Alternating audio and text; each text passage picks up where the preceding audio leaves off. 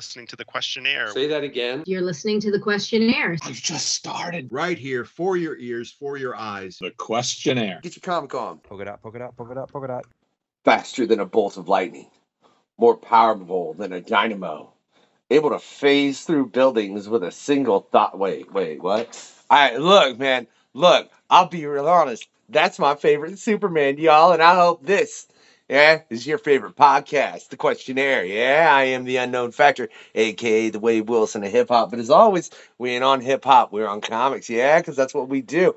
And we've got that gentleman who considers himself so beautiful. I don't know. I think it's questionable. He is one heck of a booker, though, in Scott Wojcik, co-hosting today. How you doing, Scott? Not too bad. How you doing, Jay? Just messing with you per usual, because why not? I'm a pretty face. It's all you do with me all the time, talking about probed and loaded things, and I don't want to hear about what you do on your weekend activities, Scott. I don't need to know. All right, I don't know why you get into it so much with me, man. It's like so many details that are not friendly for this show because we are trying to keep it PG, right? It's what we're doing. Sometimes, though, I swear, man, we have creators over here, and I'm like, even after they hear that, I'm like, man, y'all would fit in more to the hip-hop side of things because you love some four-letter words, man. You really do. So let's find out, with an individual that is one heck of an artist. So while he draws, we're going to see, can he keep himself not profane? Yeah, it's David Jacob Duke in the house, man. How you doing? I'm doing all right. Can you handle two Canucks? we got Wonder Twins powers activating here.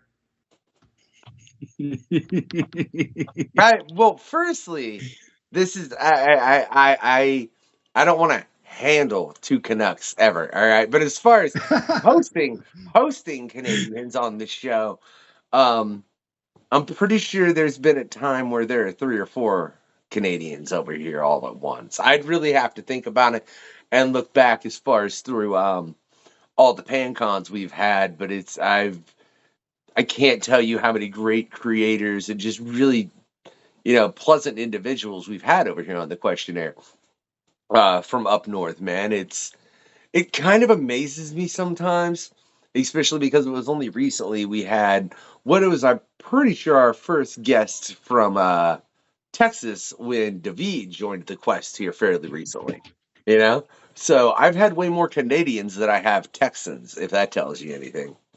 Well, that's pretty fascinating. You want to hear another fact? Okay. I live in a city called Windsor. It's across from Detroit. Do you know who lives in Windsor? David Finch, Meredith Finch, Jay Fabok, Johnny Desjardins. Like, just for one small city, the powerhouse of talent coming out of here in the industry is amazing. It is. It really is amazing. And not to mention, Essex County, which is the county just outside of Windsor, which Windsor resides in, is Jeff Lemire. Oh, That's right. where he's from, too. So just think about what's in the water here. I don't know. Y'all should share. All amazing artists, too. Mm-hmm. Yeah, no. I'm curious, though, man, because you've got some phenomenal art. We were having a little bit of discussion on the pre-show, which you can check the before and after the Quest over on the Patreon, just $2 a month. Or you can sign up and just check out all the pre-show questionnaires just for being a member. Holy crap, there's a lot over there at this point. We were getting into something in that, man, where you said you feel like you've been shadow banned on every social media because of your I don't know. But no, and whether you have or not, that's completely up for debate. But I'm just curious, what about your name makes you think you would get shadow banned? Well, when I was born, my parents named me after my father's younger brother. His name is David.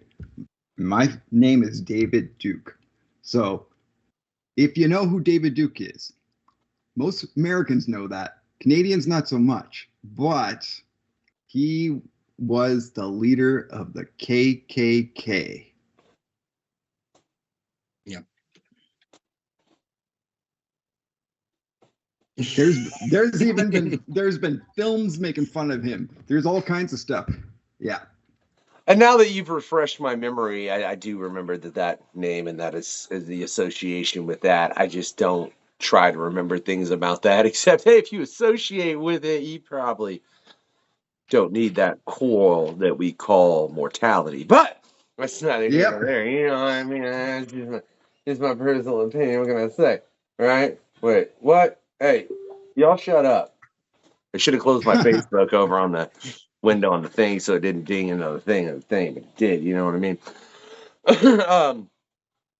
Yeah, I could see that causing you problems. Oh yeah. Yeah. And so that's why I eventually switched all my social media just to be like just my last name only, right? I try not to use my first name, you know. So, and I think that's helped a bit, but the accounts were already long created, you know. So, we'll see. I don't really know. I can't tell. I mean, There's definitely been. Oh, go ahead, Scott. There's definitely been.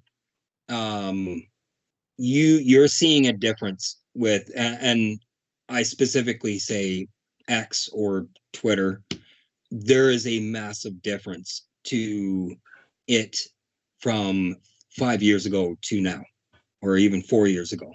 Like I was getting, I have 1,100 followers on X, and I was getting between 150 to 500 at least views, and I would get 20 to 50 likes on every single post, and now it's 20 views and 1 like.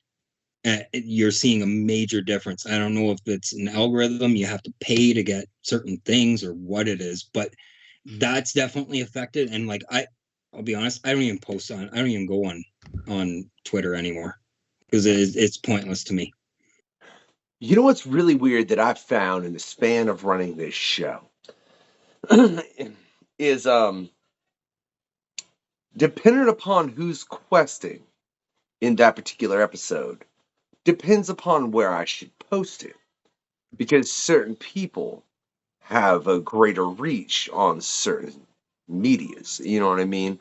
Where some don't. And that part of the algorithm hurts my brain, because it means I have to figure out someone else's algorithm to figure out where I should post things. And Makes it a little interesting.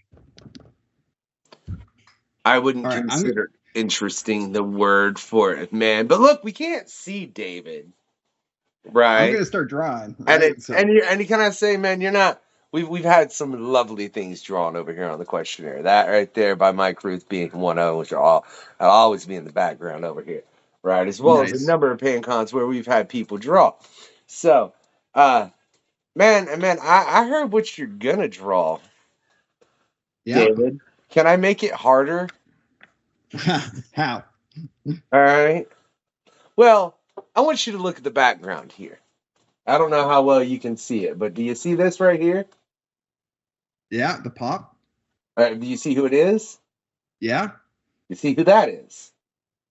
Barely. That one I can barely see. It's Deadpool. You see who this is? Nope, not at all. That one I can't see. He's tiny, man, so I'll bring him a little closer for you. Oh, that's Christopher Reeve. I mean, Clark Kent. I mean, so let me. I'm going to put forth something to you that I've wanted to put forth to an artist, and since you said he's going to draw, we chat. Amalgamate those 3 characters. All right, you want me to amalgamate all 3? Yeah, Wolverine, so, Deadpool, and Superman. All 3 of them. Amalgamate it. Yeah? All right. And then let's ask, what's the weirdest request at a convention you've ever gotten to draw? Because it can't have been that. The weirdest request was Scott's son asking me to draw Shooting Star. Yeah.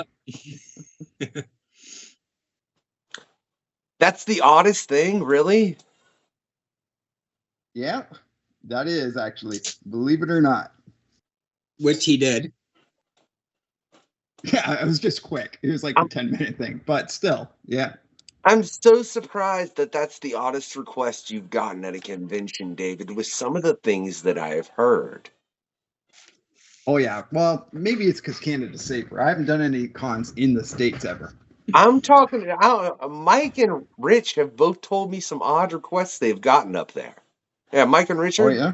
Yeah, they've both. Like, I think my favorite one is Mike is talking about people who, like, there's this one particular guy who apparently has a serious thing with lace costumes. Okay. And he asks for characters in very, very heavy, like, old Victorian era, would be a pain and very meticulous to draw lace costumes. So like Hellfire Club kind of stuff. Yeah, but from what Mike said, he was getting real specific with like thread count ostensibly, and it has to be and Mike to the point where like I don't remember, and this is a conversation we've had in the past. Actually, like I said, I'd tell you all out there watching where it is, but I don't remember, to be frank. And Mike's been on several times, but he ostensibly would just give the guy such a high price that he'd be like, no, because Mike didn't want to draw what the dude was asking because of the time that it would take, and the guy wouldn't pay the price to pay for the time. Gotcha. I understand that. Yeah. See, I mean, I know there's a lot of strange requests out there, and I've always steered away from it, saying like, yeah, I'm more PG-13. I won't go into that weird, crazy fetish stuff that people go in for, with cartoons. And I'm like, yeah, not my thing. Okay. So that's the weirdest request you've drawn, then, is what I gather. I feel like there's a weirder request that you've received that you were like, nah, I'm good. Yeah, there has been. There's been some strange things always. Some I don't really want to repeat, Yeah. There's Hawaiian shirt guy. Do you know who I'm talking about? Yeah. David? Yeah, I've seen him. Yeah. So last year, I'll tell a little story. When we were at Niagara Falls last year, I was sitting beside Brian Nancy, right? And he came up to me and asked me to do a piece for him. I'm like, yeah, I'd already been warned. Of course, this is only my second show. I've already been warned about Hawaiian shirt guy. And I said, oh, well, that doesn't sound like something I would draw. But I said, who you should talk to is Brian. You sold your friend out. And I sent him over to Brian. But then what Brian didn't know was I was recording it at the same time. So I've got it on video of this guy asking Brian to do some drawings that most definitely no one is going to do. So, yeah, I'm not going to go into detail because it's not nice. Little bit. Can you get into a little bit of detail? Keep us PG. Don't get too like, oh my God, dude, what is? And the fact that it's Hawaiian shirt guy. Look, David, the fact that Scott went, Hawaiian shirt guy, and you went, yeah.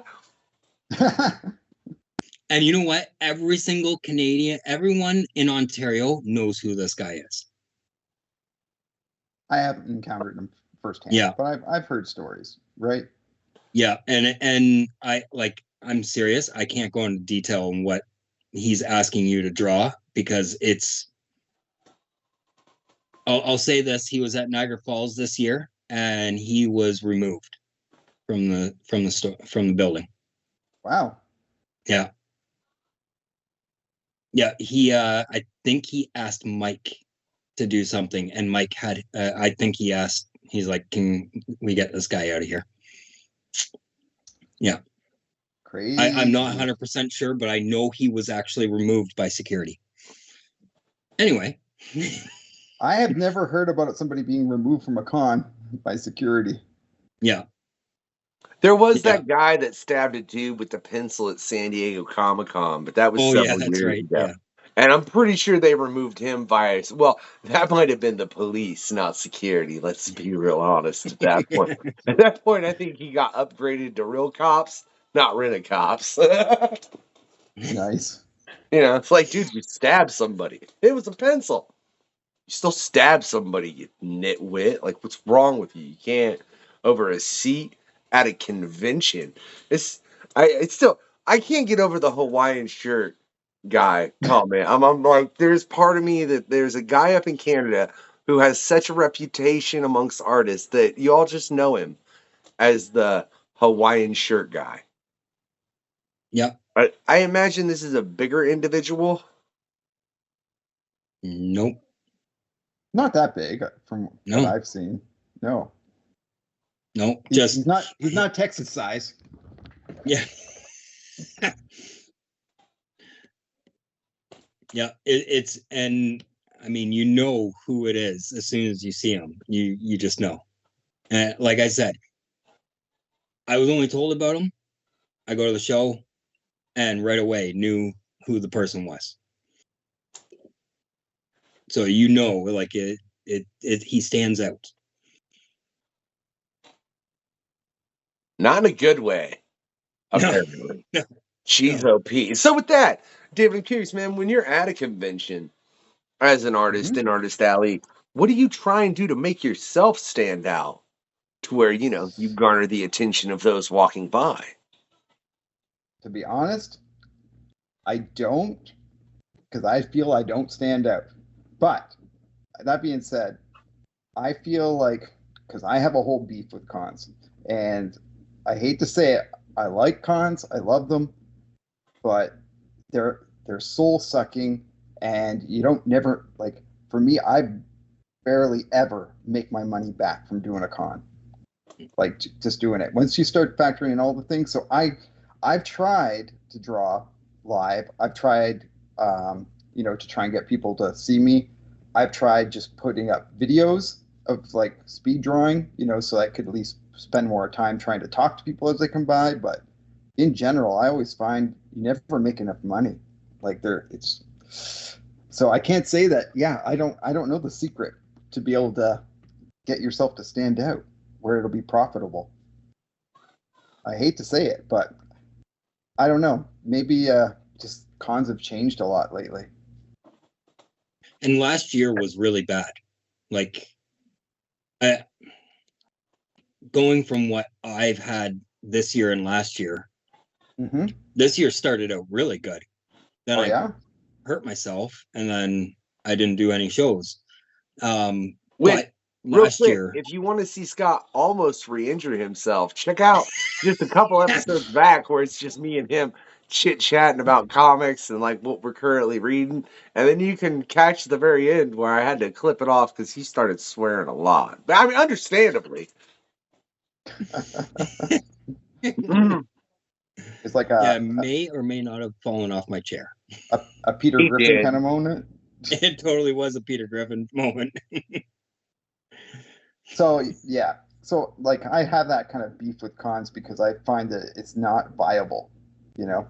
Like if you're in Artist Alley and you're paying for yourself, your table, you're paying for your food, you're paying for your hotel, you're paying for your gas to be there, you're paying for all your supplies that you have to bring to sell, your signage, everything.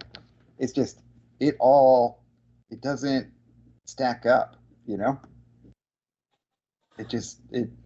end up losing money. I think the one con, like I did the Toronto one, not the Fan Expo, and the thing is like I think I lost something like $2,000 going to do that show.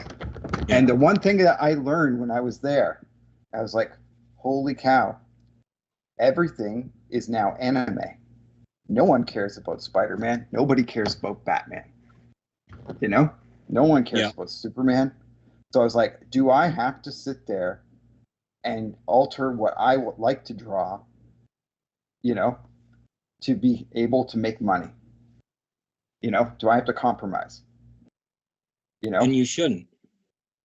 Can I say, I think to really, sometimes to make money, you do have to compromise a little bit. But I think if you think about it, David, what you do is you start taking your favorite comic characters and you start taking every popular anime character, you amalgamate them together, and you produce something that's original that will catch people's eye more because they'll be like, oh, well, that's, that anime character I like and such from the MCU. Yep. So I did have an idea. Now hear this out. I never did it though. So a lot of times artists in Artist Alley will make postcard sized prints, right? That people will buy. So I thought, what if you did a postcard sized print? On one side it's one thing, on the other side it's another. So say on the one side, you have something like One Punch Man punching Superman, but breaking his hand, right? But on the other side, you have it, like One Punch Man punching Superman, and Superman's like getting knocked out. So you get, both things. Interesting. That's a That's great idea. Yeah, because it allows the whole Superman can't be beaten by anybody. Like you just show both aspects because you could do that with Chainsaw Man, and I don't know how like Wolverine disemboweling Chainsaw Man disemboweling Wolverine. Why did you not do that, David? I feel like you really should have. I should have, but here's my thought. I was like, okay, I can still do it, but I thought the best way to also do it would be to reveal it online, but don't reveal both at the same time. You do one and let everybody get blown up about it and fight about it online first, and then next week you show the other one, or the next day or whatever. Entice. Yeah, I think that's a good idea. Yeah, no, because you could definitely incite all kinds of things with that. Look, if you're gonna start somewhere though, you start with the highest form of Goku, which I think is the Ultra Instinct. I might be, if there's something above that, my bad. I watched Dragon Ball way back in the day when it was coming out on Toonami, and I have not kept up with everything. I've tried to kind of, but there's a lot. So you draw the highest form of Goku just getting knocked out by Superman, right? Right, because right there you're gonna incite a riot. And then to have the flip reverse, just a little while later, that's kind of brilliant, David. And that's what I thought to solve the problem. But then I decided I'm taking a break from cons, which I have this year. I haven't gone. Yeah. So maybe next year, if I do return, that's products that I would probably try and bring about. But we'll see. But even if you don't, man, I mean, that would be something that you could viable that you could just sell online, even without the conventions. I mean, that's something you may sell to people that would never step foot into a comic book convention. Yeah, that's very true. But yeah, and the other thing I found about comic cons, and I hate to say this too, I love cosplay. It brings a lot of energy to the con, but in my experience, cosplayers don't buy. No. They don't buy anything. And they might buy cosplay supplies or something, or sometimes stuff with whoever they're cosplayed of, but usually they don't buy say original art. If you're going to True Artist Alley or something like that, they're not going to spend the big bucks on something, Yeah, and David, I remember where you were sitting for Toronto Comic Con. You couldn't even see David. Both stands, both booths beside him were completely blocking David off. You couldn't see him at all until you were standing literally right in front of him, which I think is another thing. When I'm walking up and down the aisles, you got someone that has, stuffies that they're selling, whatever characters in that, it's literally blocking great artists like David. I've seen so many artists just buried inside one of those aisles, and they don't make anything because no one sees them. Yeah, it could be. let's take this to a point that has never came up on the questionnaire. All Which, right, go if for it. you look at conventions, man, because look, I remember going to Wizard World way back in the day. I'm talking like you can check the conversation we had with Tim Seeley. I was at the Wizard World in Chicago where it was the Wizard World where it was him self-publishing his first comic. You know what I mean? Which was I think '98, if memory serves me proper. You know where Stan Lee was there. May he rest in peace. All this like way back, but and then I was up at PopCon like this and last year. The main thing Yeah. I notice that I don't know if people have really observed it. There are a lot of people that are coming in there completely as retailers, but they're using convention circuits and they are buying things en masse, probably from Japan, and then selling them like that. Where that Yeah. used to not be part of conventions, that just didn't exist. And it makes the point, like you said, Scott, when you've got people bringing in things like that, it'll block from the books and the art because they're setting up huge displays with 50 to 100 different little plushy things. And I mean, look, my boy's got a Knuckles in his room that he wanted. It's like a Smushmallow almost. Yeah. Hey, hold on. Son of a bitch. What's going on? Nothing. I'm an idiot and forgot to turn one thing on. All right. So I'm gonna have to make a quick edit right there, but that's fine because it showed a message that I was receiving. So, all right, yeah, my boy, like I said, my boy has a Knuckles in there. That I mean, it's a Smushmallow that clearly, it's not. I'm wanting to go grab it now just to see where it was made, and what the deal with that is. But you see a lot of that. I'm wondering how much that has affected conventions overall, with just people coming in with more memorabilia and things like that to where the art's not focused on. What's your thoughts on that, David? Yeah. So, one thing I tried, okay, and I'm just going to say this because I was beside somebody who had all these crochet things of characters. Like it could have been like Goku, it could have been Superman, could have been Deadpool, Wolverine, whatever. They had all these crochet things that they were selling, and they were making a killing.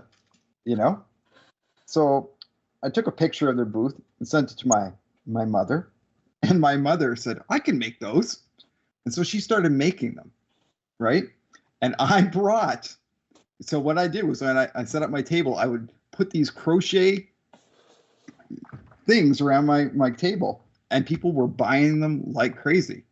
And it's like the skill level, I'm sure it takes a lot to work with, but I guess it's because it's kind of more nichey. But you're thinking more like about the things from Japan, like like Gundam models or something like that. They buy like a whole bunch of them real cheap, and then they put them up, and then they're charging like $500 for them when it costs them like $50 or something, right? Yeah. Yeah. I mean, you could take that to so many different levels, and I think you could even include the 3D printing that has become very trendy within cons as well. Within that, or wasn't there was a guy who was doing at cons that started off doing things like 3D printing on the spot. It's like, who do you want? You want Deadpool fighting Godzilla? Okay, types it in, generates the image AI, prints it up, and there it is on the spot at the con for you. And like there was something about that going around, and I don't know how that landed later on, but it's interesting. I mean, it is. That's the guy from that was at Windsor, Northern National. Oh yeah, like that kind of stuff. It makes you feel as an artist, you're like, why am I putting all this effort and work into things? When people are not buying and they're going to go for something like that. But at the same sense, I found in the last couple of years, traditional original art, the prices that people are willing to pay has gone up. You know, I'm making more money per piece than what I used to. Yeah, and Whatnot has been a big change in that too. Yeah, Whatnot I love. Yeah.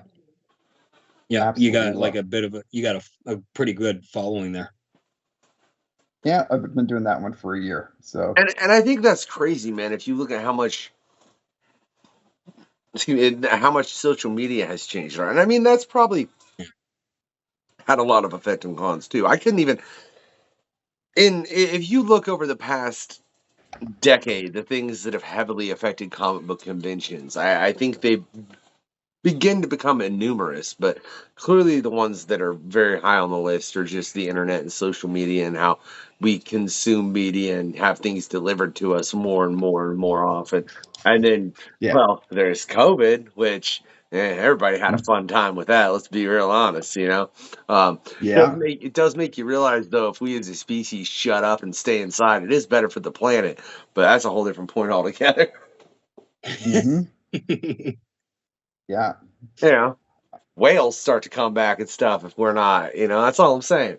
But then people can't get their little Funko Pop delivered to them next day from Amazon and they get mad that they had to go to the store. I bought all my Funko Pops at stores for the most part. Anyways, there might be like 3 or 4 back there where I was like, well crap, I gotta order that one because I can't, like, I need a cocaine bear and I didn't get it when the movie came out. So I'm gonna have to order Yeah. that one. You know, what are you gonna do? You know? But it is, hmm and then the fact that like everything's available. David, like you said, I mean, literally, could you like think of something, and I guarantee I'm gonna be able to go find it online to buy right now. Oh yeah. Yeah. Yeah, and I mean Oh, anything. Like you can get like a Hawaiian shirt guy apparently needs to go on the dark web and start ordering artwork from what you're all saying. You know? yep. Absolutely. But I mean, even if I have to sit there and think about art supplies, now years ago I would have been able to get art supplies easily, right?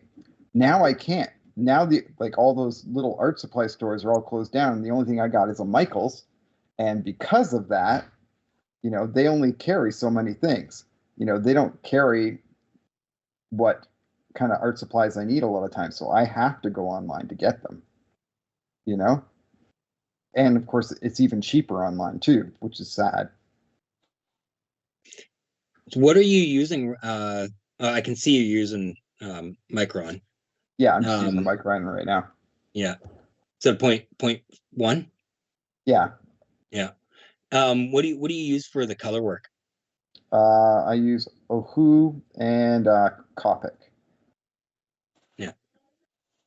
And believe it or not, I'm drawing really roughly, and I probably should explain that.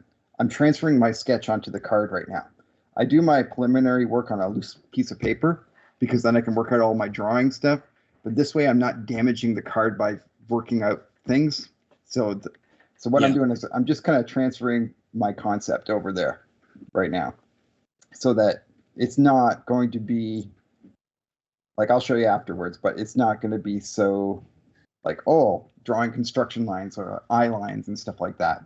It's not going to like hinder the What do you card. think? What do you think of the introduction of that, man? Because obviously that's changed a lot. I think original art has become way more readily available than it was.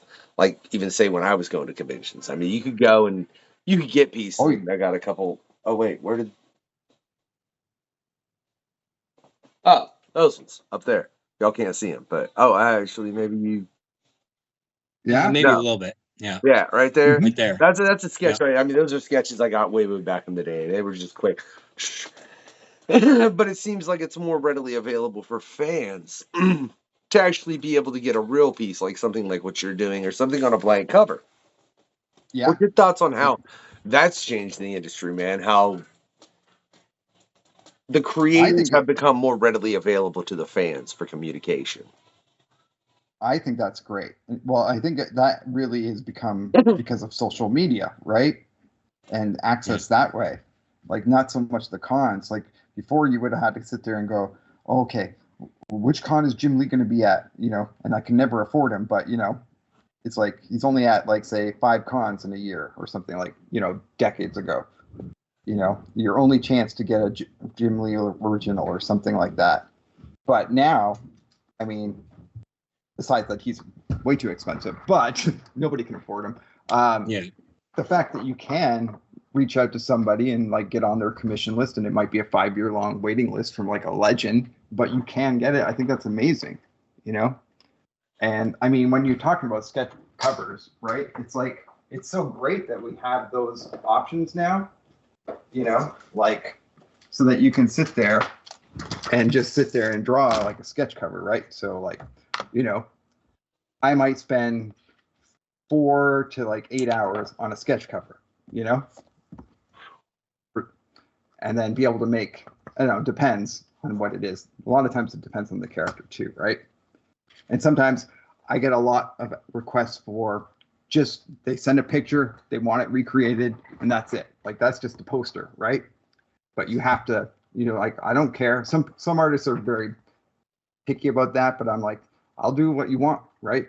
No matter what. If you want me to do something original, like my own kind of thing, then fine, I will. But if you don't, and if you want me to draw something specific, I'll do that too, which I don't mind, right? Yeah. Like, you know, are we keeping that PG? Oh, canceled Kang. You know? Oh god. Like that Wonder Woman there. Yeah. Like, Oh, that's amazing, dude. Yeah. It actually Yeah. looks like her. yeah. Yeah. And so, I mean, and yes, sometimes I have good days and sometimes I have bad days, you know. Not always do Like they all of look us. great. Yeah.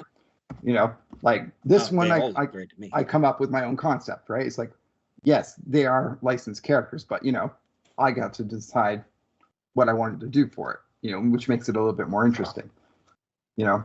But sometimes people just want someone drawn because they know they're going to be at a con and then they get it signed. Ah. So you leave. That's what happened with that one, for example, right? You know, Yeah. which is cool. This is interesting. I drew this one, and it is my own post. But when I did it, and it was on social media, IMAX contacted me, and they wanted to use it in their social media posts.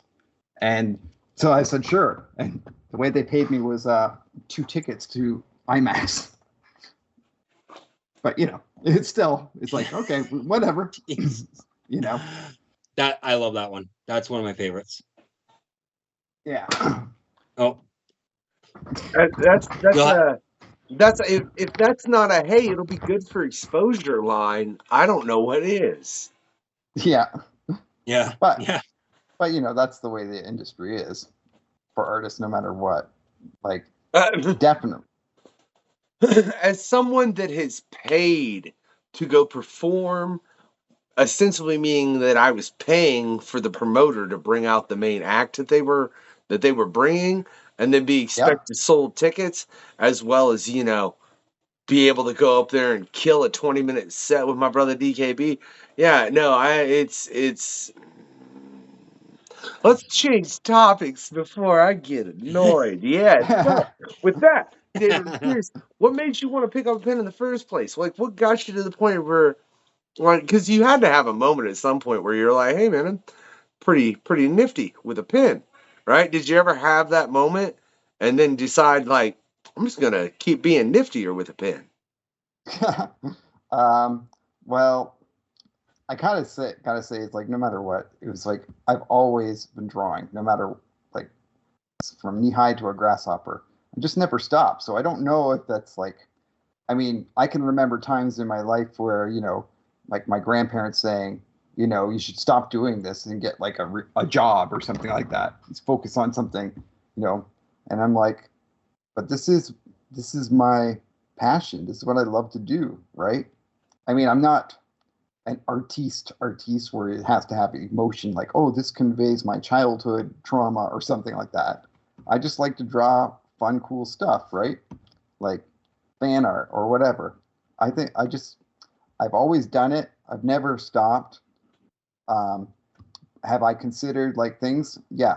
So like when I was younger, for sure, I wanted to be a comic book artist. And then I was like, I started doing the math. I was like, there is no way I can make a living doing this. At the page rates that they were paying, like say back in like the 90s, you know, when I could have broken in or something like that, you know, I couldn't survive. There's no way. Not unless you became like a big name, right? So to me, it was like, all right, I'm just going to keep drawing and doing things, but I'm not going to worry about, you know, actually becoming a comic book artist and making my name and stuff. It was like it was ridiculous. It's like, how am I supposed to feed myself, on those rates? Yeah. So yeah. But yeah, I guess I kind of avoiding your question, but it's like, no matter what, I think it's always been, it's about me, and I like to keep it personal, right? Like, I do it for a personal joy, and I've never stopped. Like, so it's always been there. And it's like, drawing is always like my Zen time. Like, you know how people freaking meditate or whatever? It's like, I just can zone out and draw, and that's just what I love to do. I mean, even if I wasn't getting paid. Completely understandable, man. It's good that you found something you can zen off of. You know what I mean? I think a lot of people don't ever take the time to do that, as far as find that thing that makes them zen, whether it's drawing, reading, meditating, working out, whatever it is. There's something to make everyone zen on this planet. Just, I promise all of you, it's not doom scrolling. I really do. Just for everyone out there. Yeah. Yeah. Look, plenty of people think doing this is calming your brain, and they don't understand. But then I get into the whole dichotomy of something else, and it's just, we're not. Scott, I'm taking this down a rabbit hole I don't want to go down right now. And he didn't answer something that I thought how he thought he was going to answer it, so I didn't. But Now, sorry. I know. Go ahead, Jay. Well, no, I was checking a couple answers to his questionnaire, because I think it's funny. A lot of artists that we've had on here, they say one of their most zen moments is drawing, is the inking. So I was just curious as what you said as far as favorite part of your job, based on the fact that you handle all of that. I was kind of like, I wonder if he'll say that too. You didn't. You said it was just the fact that your choice is everything. But I giggled because, hey, plain and simple, no one is willing to pay what things are worth. And yeah, welcome to America, David. Yeah. Yep. I agree. But inking, I would say, actually, I find coloring more zen than inking. Just when you start to do coloring and you start to blend those colors and you just see it start to form and take shape, like you start to see the depth when you start to color. But I suppose you can get that with inking too, right? Yeah, I think that's oh man, I want to say it was Tony that said that, but yeah, but I don't think he does any coloring. So yeah, and that's the thing, a lot of artists can't color, right? I know I can't. I'm sorry. That sounds so funny, though. When you think about the statement you just made, you know what? A lot of artists just don't know how to color. Like, dude, my 5-year-old knows how to color. What are you talking about? Yeah, but they don't, right? I know you mean it way more technically, but it's just funny. Yeah. Like, it blows my mind. I watch how other people do it, and I'm like, oh, I can do that. Yeah, sure. And I grab my pens and my inks and I start messing around. I'm like, I just totally messed that whole thing up. And so then it goes into a little box that no one sees. Yeah. But I have started doing the grayscaling, and I can see what you mean, David, where you do the ink work, right? And that's it's relaxing for me and that, but then when I add the grayscaling and I'm like, whoa, this is like the next step up. And I can understand what you mean by the color is it just mixing those colors and making it work. It makes a difference. Yeah, that's one technique of a way I color sometimes. Yeah. And I did that for your Hobgoblin, right? I did it all in grayscale first, and then I put a color wash over top of it afterwards, right? So, yeah, it's pretty cool. What do you think the thing is that you do as an artist that people would be the most surprised is part of your process? Most surprised, huh? I think most people are surprised that I don't sit there and draw straight on the work first. I've had people watching like, I'll do the little doodle and then I'll start doing this. I'll shade this graphite onto the back of it, and they don't understand what I'm doing. And then I put it down and I tape it down and then I just trace over it, just to transfer the pencil onto here. I think that surprises a lot of people that I do that. And it's an old artist technique to do. But I always thought, and the reason why I started doing that was because of covers and because of cards, because people want to get things graded. And the more time you spend drawing on something, the more you're damaging it and the more you're going to lower that grade. So that's why I started doing things this way. And then I didn't realize until later on, until I was on Whatnot, because I would just take these sketches, throw them away afterwards, right? And then I found out, oh, people actually want them, right? So when I send them the finished piece, I get to send them this little sketch with it too. And they love that, they love that whole combination.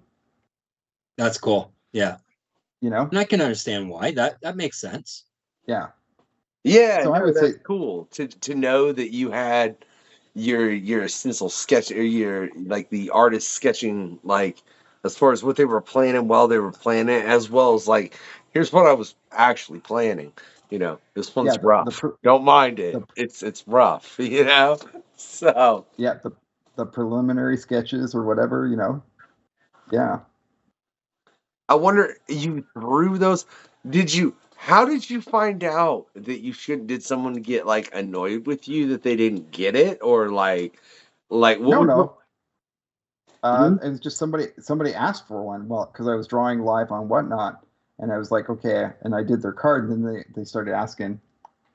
I think it was a card that I was drawing. I can't remember, but they were like, "Can I have that too?" I'm like, "Sure, you can have it." I was just going to throw it in the garbage, or recycle it or whatever. So yeah. So then I decided, okay, so I'll start doing that. So for example, now I've started to do. So when I do things like upper deck cards, right? And I know that they're going to be released in packs, right? I can show these ones because I know that this is going to be released in a week. But for example, Marvel Annual is coming out real soon, a week or two, maybe. So I can keep all these sketches. And even though they're rough, when someone actually pulls it in a pack, if they contact me and let me know, just tell me your address, prove that you got that card, I'll mail it to them for free. Stick some stamps on. Do you know what I mean? So if they actually pull this card in a pack, I mean, they're very simple sketches, really. But when you see their originals later on, the actual finished work, then people will know. They'll be like, I can get the actual sketch with it too. Just send me a message on social media. Take a picture or a video with it. Say I got this card. And That's awesome. And a lot of times the sketches, I don't do all the details. I'm drawing Spider-Man. I'm not going to draw every web on the sketch, or everything. How many of those did you do? I did a lot. I'm just being careful because some get rejected, right? I'm not going to show any of the rejected ones. I'm just trying to make sure I don't crack. I think I took all the rejected ones out already, which is good. Then there's double-sized cards, or this is puzzle card actually. So it's half and half. So somebody might get that card, and somebody might get that card, and then they might try and buy it off each other. You know what I mean? It looks like a piece from Fortnite. Or this one is also a puzzle card where it's going to be half and half kind of thing. It's you get That's awesome. It'd be kind of cool. That would drive me crazy if I got one half of those. Yeah, but collectors will go after it, right? They'll search for it, and then these are double-sized cards, right? I had to do a couple of those for them as well. But yeah, these are just my rough sketches of them. And this one, sadly, I drew it, I finished it, and then I found out that Nightcrawler is a banned character. So I had to go into the original, and I had to get rid of them. I had to color over top. So, but Why is Nightcrawler a banned character? Do you know? No, but a lot of times it's got to do simply with licensing or sometimes royalties even.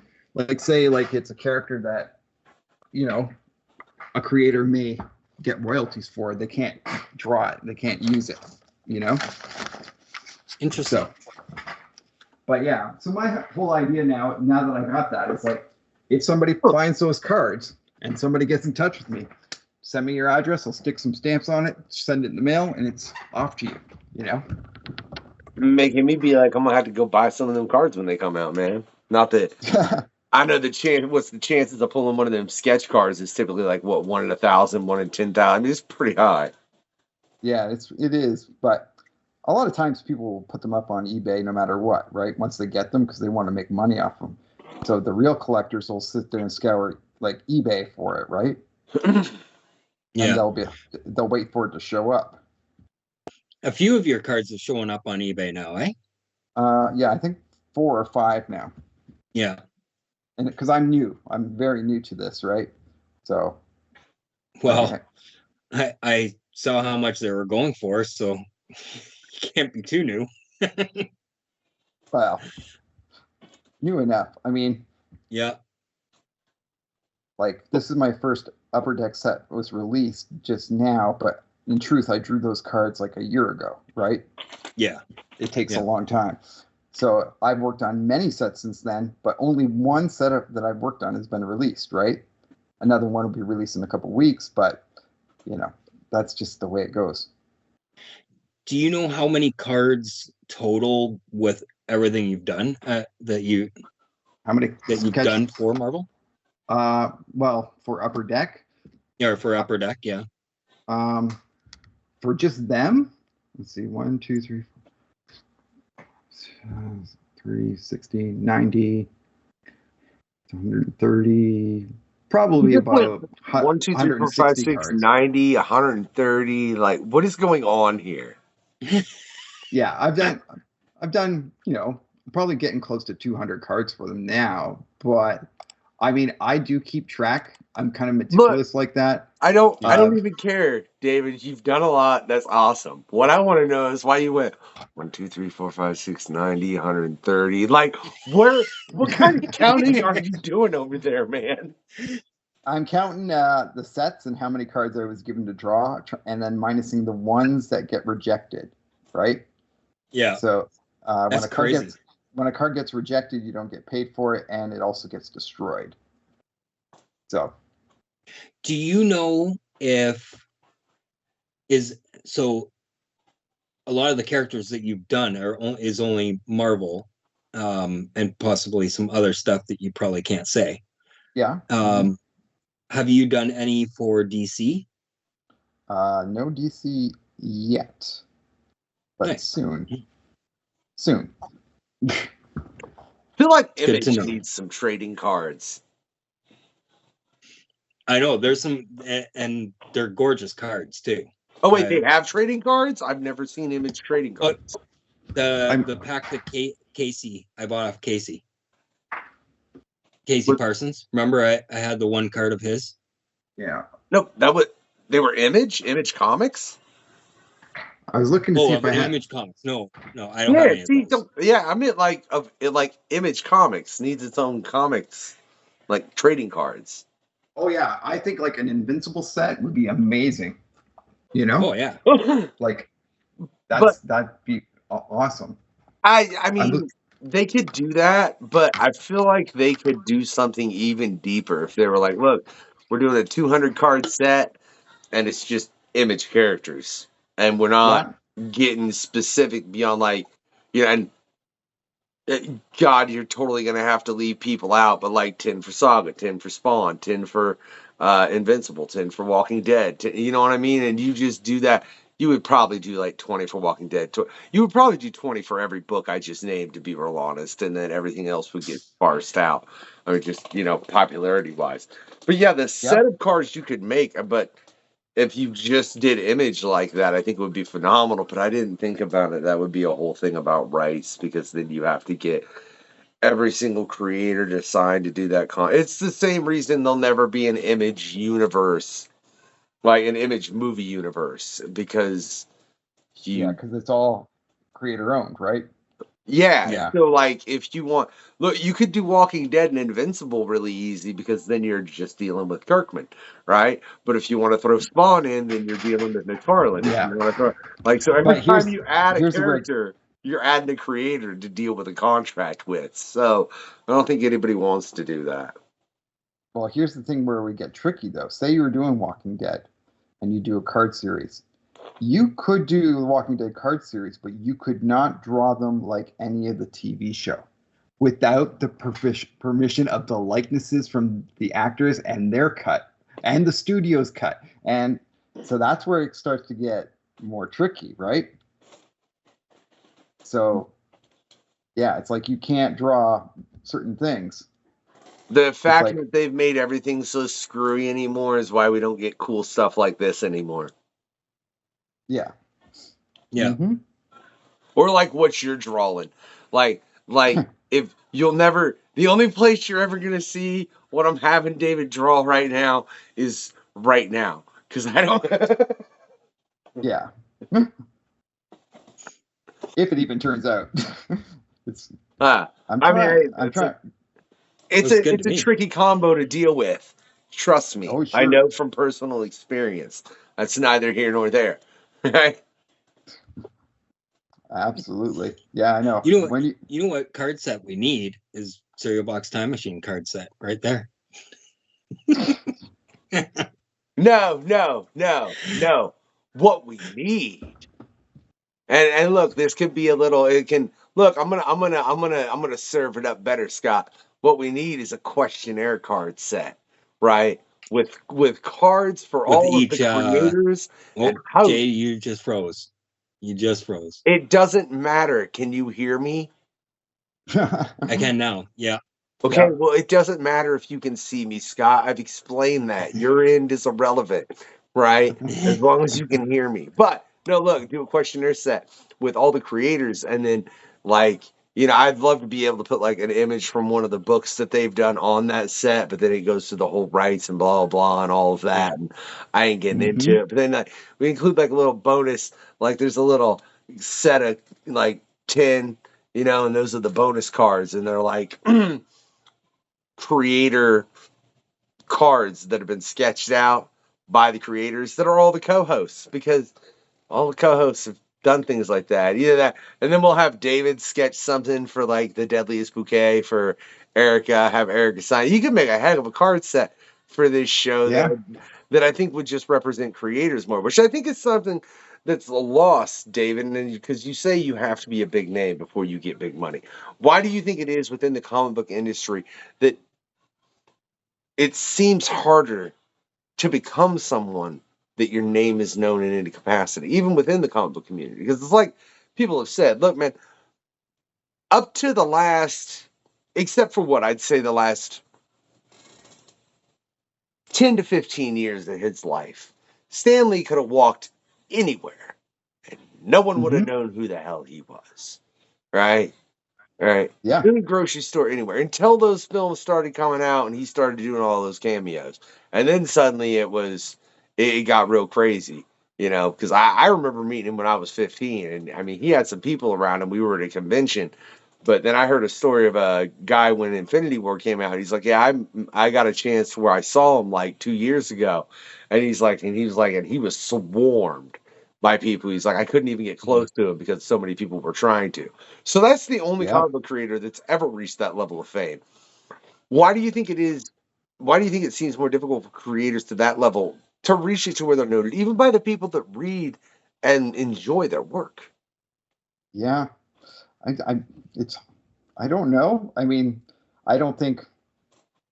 I guess because the world really hasn't taken comic books art seriously or comic book creators seriously. Not until, I mean, sure, there's like a few, like Batman or Superman or whatever, Spider-Man, that have always been like, but do you think people knew who Steve Ditko was, or even what he looked like, since there's very little photos of him, right?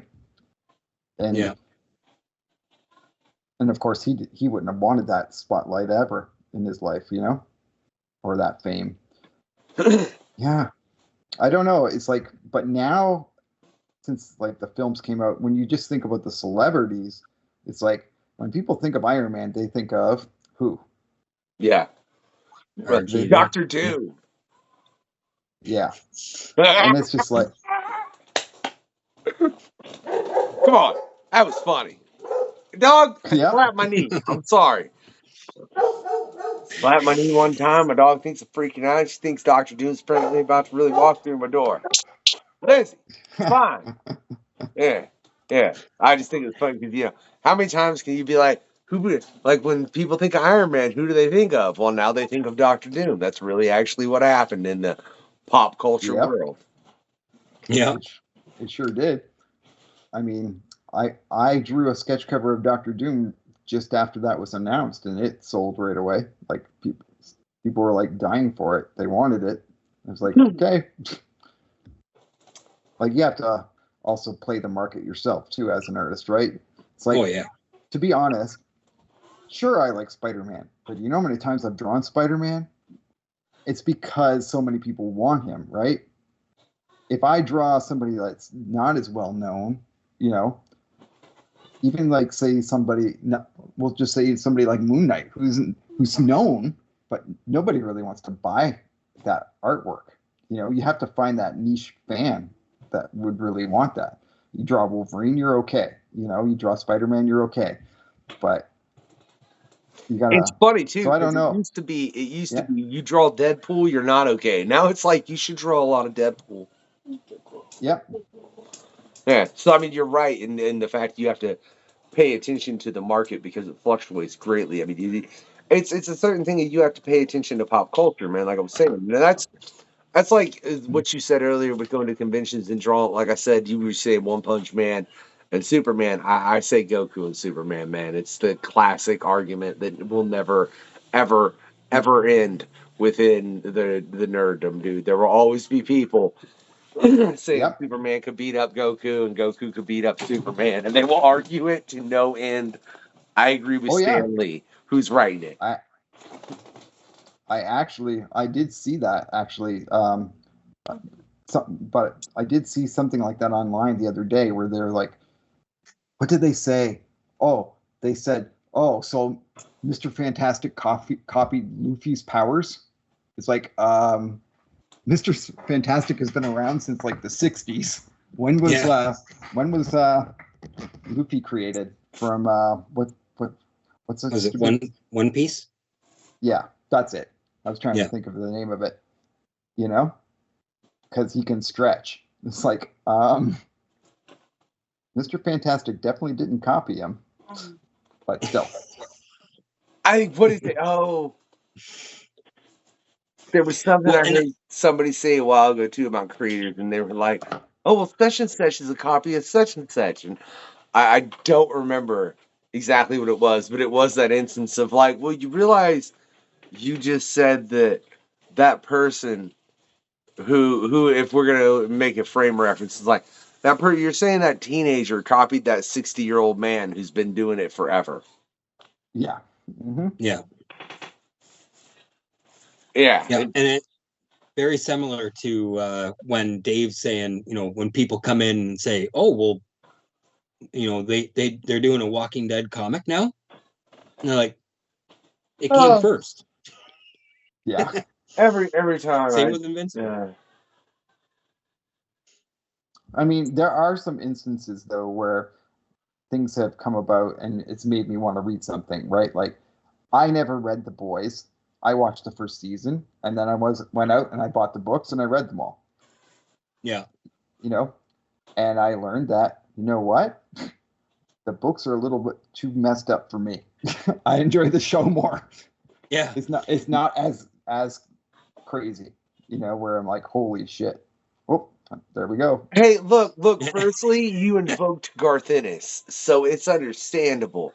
All right, Mm-hmm. David, I love Garth Ennis as a creator. He's a writer that I've followed for quite some time. And I had a chance to meet him way back in Chicago. But when it comes to his work,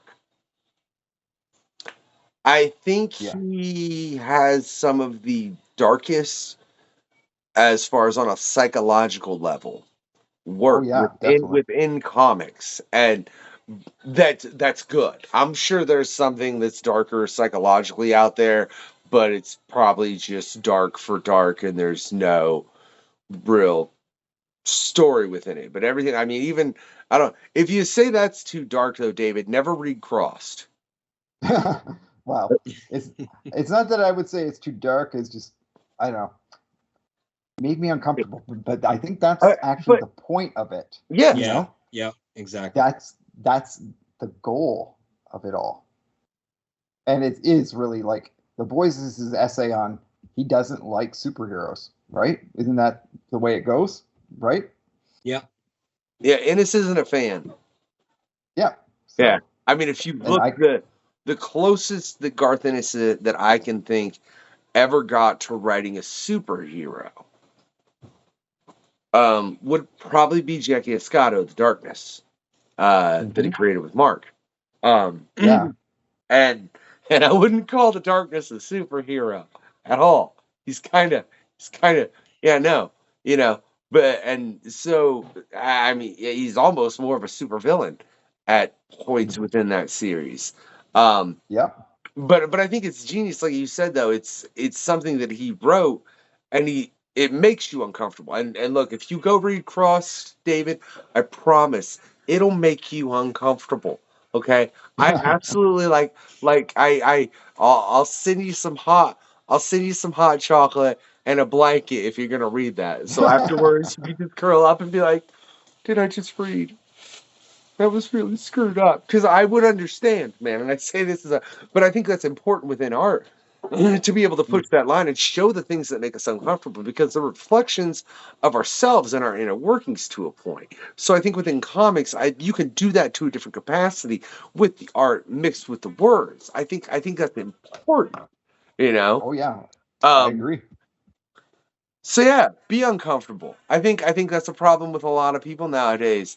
David, is they're not willing to be uncomfortable. And if you're willing to read all of history, um, and you're Yeah. comfortable with it, then you're a sociopath. I don't want you to be able to read the span of everyone's thoughts and ideas and everything and be comfortable with it. I don't even want you to be able to look, that Hawaiian shirt guy, nobody wants to draw that, but sometimes you need to see that picture just for a moment.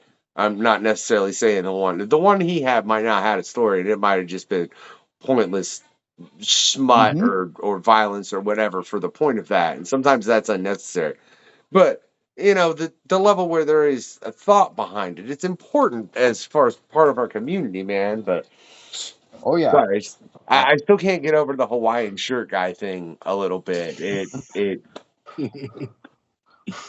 Well, I will report back if I ever actually get an encounter myself and a request. I feel like send him to Brian. how has he not got brought up on this show before is what I want to know. As many times as I've asked Canadians specifically about convention stories, I'm really amazed. Next time we have Mike on, I'm gonna be like, "So Hawaiian shirt guy," and I'm just gonna see what he says. Yeah. Yep. And he'll be dumbfounded and say, I don't know what you're talking about. May I don't know. I'm still pretty new, right? So maybe it's me. Maybe I shouldn't have said anything. I don't know. What, as far as about Hawaiian shirt guy? Do I need Yeah. to edit half this dang show now, Scott, because we said something we shouldn't have said, and now we're gonna offend No, we'll somebody be that's fine. technically a consumer, but he's asking for really weird things? Man, if he's part of any comic company of any kind or consumer, yeah, no, he should be fired for what he asks for. Yeah, I'll put it to you that way. Maybe after we wrap this quest up, I can get Scott to give an example or two of what's been asked, because I'm pure. But we're not going to put it on the show because apparently it's not safe for work, right? Which, she's a freaking Pete, man. It's just So speaking of stuff that we're reading, yeah. what have you been reading there, David? Ooh. Oh, you're gonna hate me. and I'm going to be honest. I have not read anything since January. I have everything being piled up. It's like sitting up beside my bed, and it's like, yep, I'll start reading this soon. I have just gotten, to that point where I'm like, I have not had time to sit there and just enjoy. And that happens to me once in a while, but it'll be like, and then I'll eventually get around to it. It'll be at least, it's almost like binge watching, right? Yeah. You get into it. I Might be late. understand, David. Yeah, I've had it happen with the show and trying to get everything run fairly recently, and then I had to just. So I totally understand. So with that known, what's in that stack, David? Well, Is there anything in that stack that's got you like, man, I really should read that? You know what? There is a book that I started collecting, and I don't even know the title, but my local comic book shop guy, he recommended it to me, and he said it's really good. You'll love this. So I have it, and it's a large format though, and I haven't read it yet. And I can't remember the name of it. It's something more obscure, but I wish I could say. I mean, I have to go all the way upstairs to find it and dig it out to be able to tell you, but I don't have it on me. I'm sorry, I failed you again. I'm trying to think of what. Oh man, there's been a few Batman stuff, but it's not Batman that you're talking about. No. This would be more indie, right? Yeah. I think it is Image or something, but I would say more creator owned then. I can't even think. Dave probably would know. I mean, Dave works at a comic shop. He's got an unfair advantage. He literally puts out comics on a weekly basis. So I would. That's true. Bloody well hope. I've got him hitting me up about the show before the show. Like, Erica's doing an X-23 book. I was like, I told you to put that on my pull list, didn't I? He's like, I don't know. I was like, well, look, dude, I don't know if I told you or not. I just remember talking to Erica about it, and I thought I did, and I don't know, and that happened. So I can only imagine David trying to balance everything you're doing, and then you're trying to remember to get the books you want, and then actually having to find time to read the books you want. In the meantime, meeting the request of lunatics called Factor that's like, hey, man, mesh these three characters together. No. I will tell you, though, I do like, I was going to say, like, I like stories more like, and I don't know if people will know what I'm talking about, but like Kill or Be Killed or Criminal, like not your standard superhero kind of stuff, Yeah. I like reading that stuff more. I will always read superheroes, but I'm more into other things now, something that's different, And like, I know I've brought this up, with you being close to one of the creators, co-creators of this, but with everything that's going on with Ghost Machine. Oh yeah. I don't know if you have you started reading that, or no? I guess you haven't read anything, but have you been collecting that stuff? Yeah, I have that sitting around too. I do have blanks. I have blanks that are signed, but I'm pretty sure around here somewhere. But I haven't read it yet, but I hear it's fantastic. But but again, it's something like I have not had a chance to, You can still hear me all right? Because I'm a little bit away. Yeah. You sound like you're a little bit away. But I'm curious with that, man. I gotta know then, because what you're doing is ostensibly, you're just doing a lot of single pieces. You're not. Yeah, you've never dealt with sequential art, right? I've made my own indie books before. Okay. So or not. No, so obviously though that's a very, very different. Yeah. This is David's right here. Oh, look, he's like, Scott's like, I just got it. Whatever, Scott. I can't help you up in Canada. And I'm not a freaking. That was like 2012. Right? I swear, I need to move to Canada for the sake of the show at this point. I only know half the creators up there. This says 2014. Yeah. But is that when it was? 2014? Yeah, 10 years old. But Yeah. what do you find So, the difference then as far as doing sequential art as opposed to just doing where you're just trying to do a piece for just the image?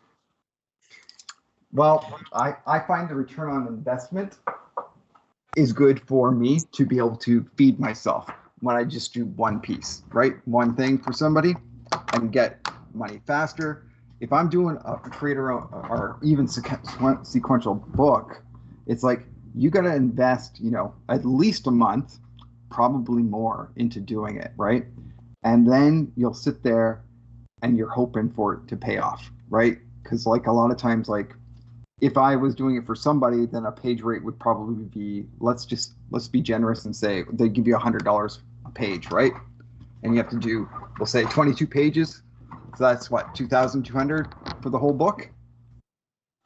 And Yeah. and you will be working because those page rates nowadays, that's like probably penciling and inking, possibly even coloring. It's like you aren't going to be able to make enough money to keep your lights on by doing that. So that's why, unless you're like somebody like a David Finch, where somebody's going to pay you a lot more money to do a page, it's tough. I don't know how people do it. Do you? I don't know. To this, my opinion is we should increase minimum wage to $20 an hour. That way, everyone, have more just leftover income to go and buy things like comic books. Therefore, it will increase the sale of comic books. Therefore, it will make it to where all the artists and everything working on the comic books are able to be paid more because there is more being sold. Now, that's just my opinion, and that's how you fix the economy on so many levels, just besides comic books. But nobody will listen to me because then you have to you know not let the dude shoot himself to space, and no one likes that. Well, everyone likes that. It's just like four people that don't.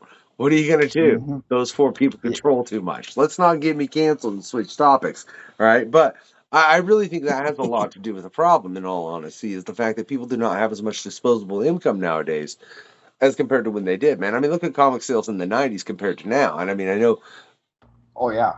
everything's went up except what people are getting paid is the main problem. You know what I mean? So in that, yeah, look, Deadpool and Wolverine did really well, but but then they wonder why all these other films don't. Well, I'll tell you, that's because you hyped this one film, and this one film had so much built around it that everybody wanted to go see it, right? Because Yeah. everybody was going to be talking about it. But people don't want to go and pay to see that one film that not everybody's going to go see because nobody's going to be talking about it. So you can wait for it to be streamed, and nothing's going to be spoiled for you. With Deadpool and Wolverine, you don't go see it, you're gonna have the whole movie spoiled by the time it's released, which still hasn't happened. Yep. Yeah. And I mean, it's the characters, right? It doesn't matter if the story was garbage or not. People are going to go see it just because of those characters, the actors, and who those characters are. They have a winning combination with that. But if it's something like, say, like the Eternals, I don't know. Was the Eternals really that bad? I don't know. Who knows? But nobody really cares about the Eternals, right? Do they? Even if it was brilliant, even if they, who cares about them? Yeah. You're not wrong. You're not wrong at all. Okay, Like, they're okay. great. Firstly, you're right. The Crow is definitely one of the greatest comic book films ever made, and I'm talking about the old one. I kind of Yeah. clipped through the new one, and don't waste your time, David. You're right. I shouldn't have. I should have just No. known that I shouldn't even have scanned through it. I should have just been like, I know this is going to be garbage. I know it can't live up to what was already done before it, and that's just the truth. But I think it's funny you answered Electra. But I do think the Eternals is something that I've never had answered for that question. To my recollection, the question is what comic served or what comic book film served the comic the best and worst. His answer for best was The Crow. His answer for worst was Electra. And I just don't think I've ever had anybody answer the Eternals. I think the problem the Eternals suffered was more they were trying to do with that what they tried to do with the Justice League film. It didn't work with the Justice League, and a lot of those characters are known commodities. like a lot. Yeah. They're known, so it's certainly not going to work with a bunch of random people that no one knows. As far as in the case of the Eternals, you trying to assemble a group like that, it just I don't think it's feasible. I think they would have had a better chance trying to assemble the Midnight Suns randomly Yeah. into a Yeah. film, because at least Ghost Rider and Blade are known commodities within that. You know what I mean? Even if you were introducing them with new actors, I still think you have those two characters. Yeah, with the Eternals you don't, and it's just a lot to shove into a movie. Here's a whole team, like Yeah. Yeah. that's rough. It is. It is. Absolutely. Yeah. Yeah, and like you said, I don't think it had anything to do with the actors in those parts, because they had a fantastic cast. It's just no one really cared about those characters at all. Yeah. Right? Sorry. We like you said, if you had Ghost Rider and Blade, people would jump all over it. But you know, I don't even know the characters' names from that. And the only thing I remember from that movie is at the very end when The Black Knight. Black Knight is picking up the sword and Blade, Mahershala Ali, is saying, "Don't touch that." Blah blah blah. Right? Yeah. That's all I remember from the movie. So, and the giant celestial hanging out of the water. That too. Oh, jeez. It I was- was going to say something. When you think about a character like Blade, it's because of Wesley Snipes that people even notice or care about him. I wouldn't even say it's the comic books, right? And I think that was because they wanted to make a movie, a superhero movie, but the world wasn't ready for the whole full color superheroes yet. So doing like a quasi vampire thing was acceptable. Yep, there we go. Blade, right? This is actually from one of those Wizard Worlds in Chicago that I was referring to. And as I've said many times on the show, I don't know how it survived my life, but it sure did. Yep. It's got some vampire blood in it. Hey, Keeping it alive. don't worry about what I do in my spare time, Dave. They ain't real people. It don't count if the body ain't there, and that's all I'm saying. I'll tell you why The Crow means a lot to me, though. The film was good, but The Crow itself is just a character that I love. And the reason why is I went to my very first Comic-Con in Windsor, Ontario, and it was in the 90s. Okay? And this was held in what was called Cleary Auditorium, which is a very small, it's like basically a place where somebody might get married, you know, a banquet hall size. Yeah. And there was no real like super celebrities there or anything like that, or, you know, comic book industry people. But what they did have was the guys from Detroit, Caliber Press. And Caliber Press had Baker Street, Dead World, which is, I feel, is really Walking Dead ripped off. But I'll keep my mouth shut on that. But The Crow, James O'Barr was there. And I had a copy of his book, right? Nobody, he was sitting all by himself. Nobody really coming up to him. Nobody had bought his book before. It's like #1 was just out. And I bought it, and I got it, and I brought it over, and I wanted to get it signed, and we sat and talked for hours, you know, and he just gave me so much inspiration. But he took the book, he opened it up, and he realized this is a misprinted copy. So he took that misprinted copy and gave me a new one that was printed right. And nowadays, with our knowledge of things, that misprinted copy probably would have been worth a lot more now. You know? But yeah. it's all good. But I mean, the whole thing is, I really got a lot just sitting and talking with him all day, you know, and just hearing about his creation and coming up with the whole story and everything like that. And like at that time, there was no film, there was nothing. It was just Crow #1 was out, you know, and that was it. Yeah. So it was really cool. So that's my story. No, see, that's cool, and I mean, it definitely is a property that went on to have a legacy, even though it sadly has that little um, Bruce Lee mark neck. curse. Huh? The Bruce Lee curse. Now. Yeah. I guess the Bruce Lee curse upon it. I guess is probably inaccurate. So it's that's the one reason I still look. I'm sorry. I always thought, like, sure, we're doing all these remakes nowadays. That's fine. That's fine. That's fine. There's certain things, in my opinion, you should just never remake. Everybody always says The Princess Bride. Look, you should remake The Princess Bride before you ever went and remade The Crow. All right. I'm sorry. And I'm not saying you should remake either of them. Just to be real clear about it. All right. I'm not. Right. But I'm saying before Yeah. you went and remade the original Crow film, yeah, you should have went and put your foot in your mouth and done A Princess Bride and been like, oh, these are both bad ideas. Yep. Speaking of remakes, aren't they remaking The Labyrinth? Oh no. Don't say. Say Are they? See, and that's another one. I heard a rumor, and the rumor is that Tom Hiddleston will be playing.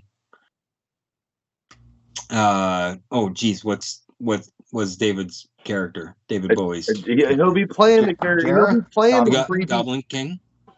Okay, well then I hope they take the because I don't know. He always seemed like he liked that baby a little too much for my liking, and that's why I don't like Labyrinth. All right, You like remind it's me a of the great Babe. film, huh? You remind me of the Babe. What Babe? The Babe with the power. The power of who Yeah, you do. it was a little. What? Leave that baby alone, man. All right, it was a little. All right, that great film. If you could just edit out that whole part with him and the back and forth, and like getting a little creepy, Bowie. Just Yeah. little Okay, cute. I'm just gonna throw this out there. Why do a remake when the reason he was stealing the baby was because the baby was supposed to be the next Goblin King? Why not do a sequel to it and Tom Hiddleston is that baby? Oh, dude. I mean, Good idea. to me, that makes more sense. That's similar to how they did The Thing, as opposed to where everybody's like they're doing a remake. I know they made a prequel. They made a prequel so perfect for to lead right into the original Thing film. That is the best what people would call even though it's technically not a reboot. Like I said, it's a prequel that I think I've ever seen. Is in the case of The Thing. But if they did that with Labyrinth, Scott, they could very, very, very much do that as well, dude. I don't know. I just not The Crow. It was sanctimonious for them to do that. It was sacrilege. I mean, they should all the films after The Crow, Crow 2 or Crow 3 or whatever, they all bombed. So why would they even think about doing it, right? Yeah, exactly. It's funny you bring it up, David. That I think that was just really the Bruce Lee curse continuing. No, my son died on these films. Now all of these films will do nothing. Mm-hmm. Yeah. City Angels is okay. I am going to point out that the one movie that David didn't like was Terminator 2. Oh yeah, I don't like Terminator 2. And normally I don't say anything, but it's like one of my favorite movies. There you go. And hey, I see so many continuity errors. Terminator 2, man. Why the Terminator hate? I felt it was nowhere near the hype that people gave it when it came out. You know, I get that the CGI at the time was amazing, groundbreaking, but I mean, I don't know. I thought, the story is so snivelly and whiny, and there's so many plot holes, and it's just, I don't know. It was just me. I think I'm the only one. None of my friends would ever agree with me. You know, it's the same reason why I think I hate to say this, I hate Avatar as well. I think that film was garbage to me. You know. Okay. So David, I can't agree with you on the You don't former, have to. but the latter, Yeah. the latter, as far as that's yeah, no, I don't know why. I think Avatar, I think, is definitely something that if it wasn't for the CGI, no, not a good movie. I'm sorry. What was it? There was something else I seen recently. I'm really gonna put my foot right in my mouth right now. Really, really, Do it. really good. Um, what was it? Oh, Scott Snyder, the thing he just did for Netflix. Oh, Zack Snyder. Oh, Zack Snyder, the yeah, Zack Snyder. the That's Rebel God. Moon stuff. Yeah, Oh, yeah. Oh, please just cut all of that film except the parts with the robot. So give me a 10-minute short and I'm good. I did not need to waste that much time of my life. I'm really sorry for anyone that disagrees with me. If you enjoyed it, that's fine. But as far as for me, for that particular film, I watched it and all I thought was I've seen this and I've read this on so many different occasions. And it's Mhm. it didn't warm the tickles. It didn't warm the cockles of my heart at all. All right, it didn't. I don't know except the robot. The robot was the only good part. So so I get you, man. You know, I did. Not everything is for everyone. And I think it's funny that there are moments within that where there are things that are largely accepted within pop culture, but then there are people that dislike them. Like in the case of look, I'm not a fan of Labyrinth. I don't like The Last Airbender, as nor do you, David. And I Mhm. wasn't a fan of Rebel Moon, but it's got to a point within society where you say that you don't like these things, and they're so ingrained in pop culture. People are like, "What's wrong with you?" And it's like, I yeah. didn't Yeah. like it. Calm down, bro. It's okay. We could talk about other things. There's a ton of other stuff, and I guarantee we both like something. And if we just both don't like anything that the other person likes, let's just not talk about that. And let's just because obviously it's not conducive to conversation. People are too adamant to want to argue about things. Why do you think that is, man? Like that makes it to where something hits like that and people will just get perturbed when you don't know it. Like sometimes, Yeah. I mean, dude, it can be really, really weird, dude. Like weird things. I can bring up a couple personal experiences that have me like, you're mad because I like that. I like with a Mhm. dude looking at me like he wanted to fight, and I'm like, firstly, like, yeah, dude, weird, like, and yeah, you know.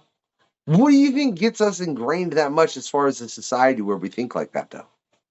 I took I it don't deep. know. Sorry. I think I'm gonna say like I think that some things maybe meant have a sentimental reasoning inside us that we love this for so much and it did so much for us, whatever it sparked an imagination or whatever. Like Star Wars, for example, probably, like I when I saw it when I was a kid, it was like, yeah, that changed me forever. If somebody said they didn't like Star Wars, I'd be like, how can you not have gone through that experience that I did, that helped change and shape who I am, by seeing that. I think people get defensive about it, maybe. I don't know. But it's like I can put on something like Blade Runner, and people nowadays that have never seen it can't watch it. It's too slow paced for them. They can't appreciate it, and that kind of upsets me. But I don't sit there and can't. It's not that I can't converse with them anymore, but it's just like, yeah, it's sad that something like this cannot work nowadays. I don't know why people can't sit through it. Is it TikTok. that kind of? Yeah, could be. Yeah, that's exactly what it is. That's why I think they were talking about banning it in the state. Is it banned in the States or no? I mean, dude, that's TikTok. been a whole back and forth and blah, blah, Yeah. blah. And if you think our government over here can decide bloody well anything besides how, dude, you really want to get into a conversation in the government with me? Look, you know what? You know what? A two-party system is a failed party system. Because ain't no party I ever been to where there were only 2 groups of people hanging out. There were like 6 to 10 or more. And look, I performed plenty of places out of state. I've been to plenty of parties all over the Midwest in this area. I ain't never seen just 2 parties form out of a party, and that's all I'm saying. Yeah, I understand that. Yeah, But you- attention span is so short now that's what the issue is. People can't enjoy something that, like, I don't get it. But I think you're right, David, with the sentimental values, right? Because when I think of certain movies, like I think of Terminator 2. Yep. I know the movie in my head, but I know exactly what theater I saw it in. Like, okay, it came out in 92, right? If I remember correctly. Something like that. Sure. So I was 10 years old. I know that my friend Jerry Ward was with me and that my dad took me, and we were at the old Eaton's Mall cinemas in Brantford here. And it was extremely late at night. And that was the one movie that we wanted to go see. Right? Same with the first Mortal Kombat movie. I remember the theater being absolutely packed, like people sitting in the aisles. Mhm. That's how packed it was. Okay, wait. So- Okay, firstly, have you watched Mortal Kombat recently, Scott? Not the old Yeah. one. Not, Yeah, the old I school haven't one? watched it. All I right, haven't watched it. I think it holds up way more than you would think that it would personally, right? But David, I just gotta say that's looking dope. I'm loving that, right? But I think you make a great point as far as what Scott was just elaborating on.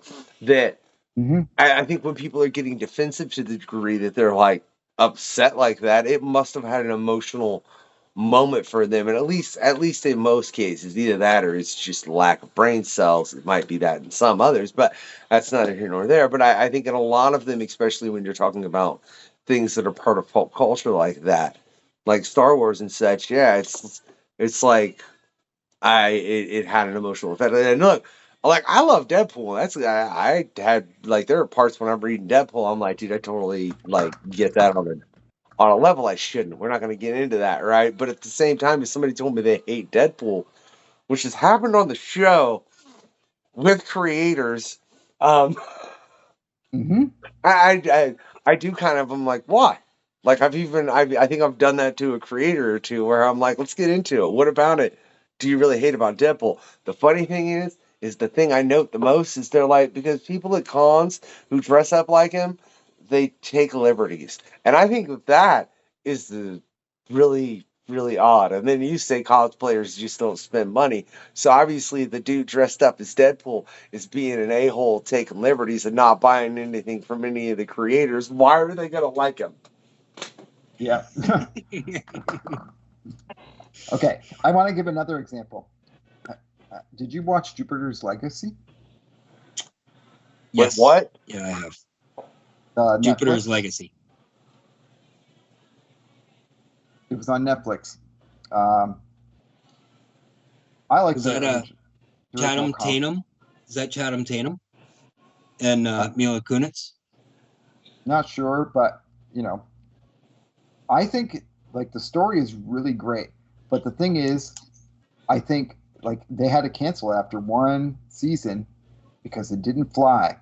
And the reason why it didn't fly is because it wasn't chronological, which I thought, this is crazy. People can't follow a story that jumps from different time periods to piece it all together. And I think it lost people because they could not follow something that wasn't linear. And it's just like, what has gone on with the way we process things? Do you know what I'm saying? I know. Yeah, I know exactly what you're talking about. And you know what? It was a really good show. I thought it liked was a it. great show. Okay. Yeah. I did not watch that, but as far as what you're referring to,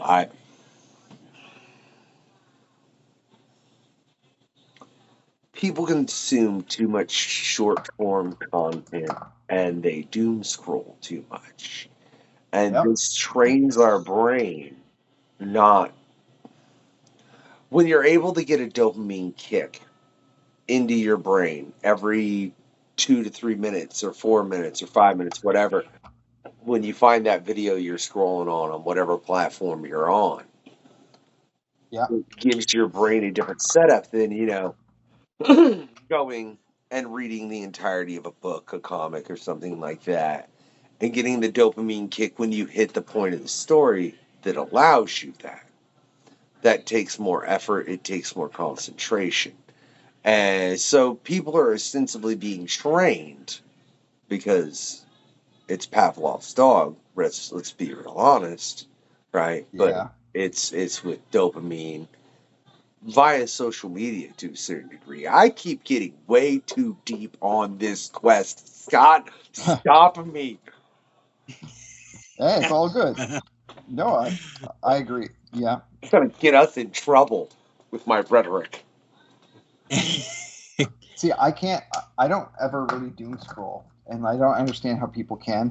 Like for me, like I see other people, they'll sit there and they'll just be scrolling for hours. They'll be watching a movie or a TV show, and they'll also be scrolling for hours, right?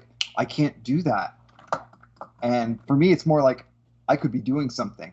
Instead of doing this, I could be drawing. I could be getting, a drawing done or something, accomplishing something. I can't do it. I don't know how the world does it, but yeah, they do. I've seen it. Yeah. Because you're not Pavlov's dog, David.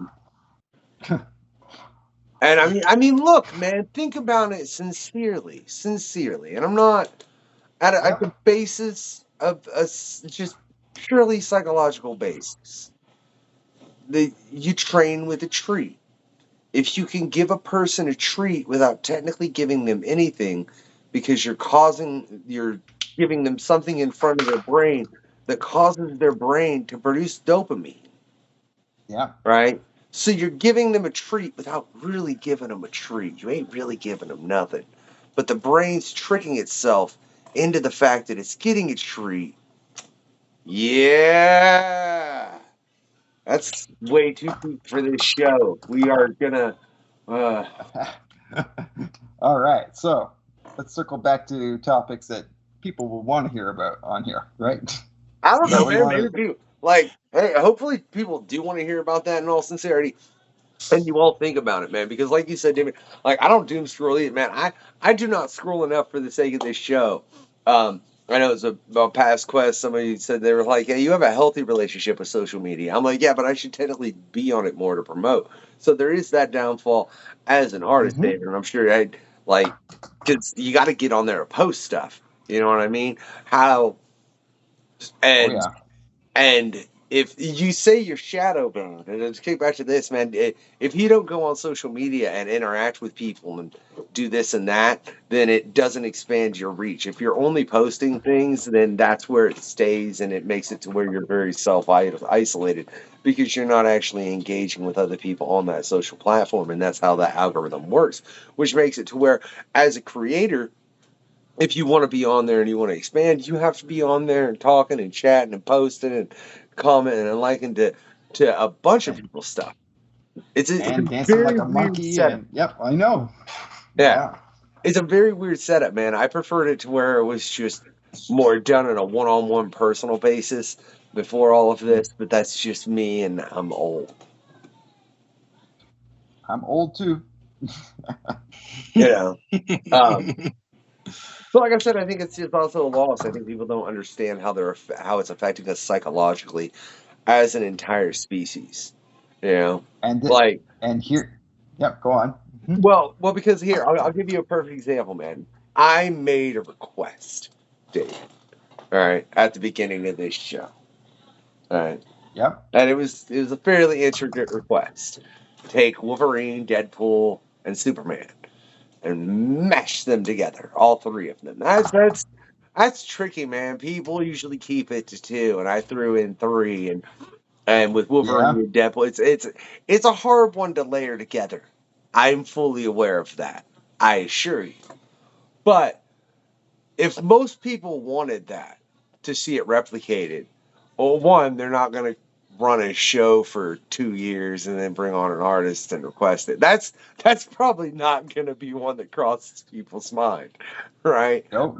But at this point, what's going to cross most people's mind is, oh, hey, I can go to that AI thing and just, and it's instant. Oh yeah. You know, they wouldn't have the patience, I think, in most cases, to even sit here and do this. Because, look, it's been a pleasure sitting and watching you draw this, man, and make this into what it's becoming. I think that people are losing just watching part of the process, too, and enjoying it. And that goes to the fact of, look, man, I'm gonna post a video of this sped up of you doing that. Oh yeah. More people will watch that than an actual long form, right? You know, I do that too. Like I'll make shorts or whatever, or reels of everything just really sped up. Even though your hand looks sped up right now, I ain't even gonna lie. Like that last movement right there, like dude, that was fast. I know. I've literally been like sitting here watching it. Well, that's the other thing, man. I'm sitting here watching you, David, and then I'm having this screwed conversation. I'm like, my brain's got to keep track of the conversation, but like, Yeah. dude. So, with the short attention span that we see that a society is getting, how does that affect comics and comic readers? You know, here's the funny thing about that I think. Mm-hmm. If we somehow were to make it where it's like, hey, look, comics are cool. You should read comics. Comics, like, read. Whatever you Yep. read comics. That's totally acceptable. You know what I mean? And made it to where they were just looked at as books. You know? Yep. Like, these are stories. Read the stories. And if you did that, I think you would see more people to a certain degree want to try and read because it is a shorter form than a book. I think they would be Yep. more apt to find a variety of things that they enjoyed. And I think through doing that, hey, they'd be reading, which reading is fun to mental, as Cat Williams said, as well as a number of other things that seem to be coming out that we really ain't getting into. Yeah. But yeah, Like, I don't know if it's the same for you guys, but my local comic book shop, they, with the films and stuff, they started getting a lot more people coming in and reading, and especially not just the typical comic book nerd type, right? They got girls coming in, and I think that really helped them for a while. wow, wait. I gotta call you on it, Damien. I gotta call you on it. And you can blame Fabian for me calling you. Like, why are you saying girls ain't been reading comics since way back in the day? I'm quoting my local comic book store told me this. Okay. Because I got Fabian that if I cut it out of context, it would be hilarious and people would end up having to go after him. And then he'd be like, you really cut that out of context? And I'd be like, it was funny, man. Leave me alone. Right? Yeah. But what he essentially said was, there have always been females reading and there's always been a female market. And it was just never focused on by the big two as far as capitalizing on it. He always saw that as a problem. I have a clip I can cut it out of context, David, where I'm just gonna cut it together with the one of what you just said, and then I'm just gonna get you both in trouble collectively together. Nice, love it. Eh? I don't mind getting in trouble, but yeah, I'm very cool with that. What was I going to say? But no, you said had just a more variety of readers coming in based on your local comic shop with the movies and everything. Yeah, so I mean, that's good for business, I think. And I mean, the one thing though is, of course, all the swapping and changing of things that upset old comic book people. And I kind of like, you know what? If I have a problem with it, like, oh, they made Captain America a woman or something like that, whatever. It's like, there are so many years of Captain America that I can go back and read. I don't need to read something current. I can still buy old stuff, right? Or trades and read that if that's what I want. There's room. Yeah, look at the amount of facsimiles that are coming out right now. You can go back and read all that stuff. Yeah. If I want to read all of Daredevil,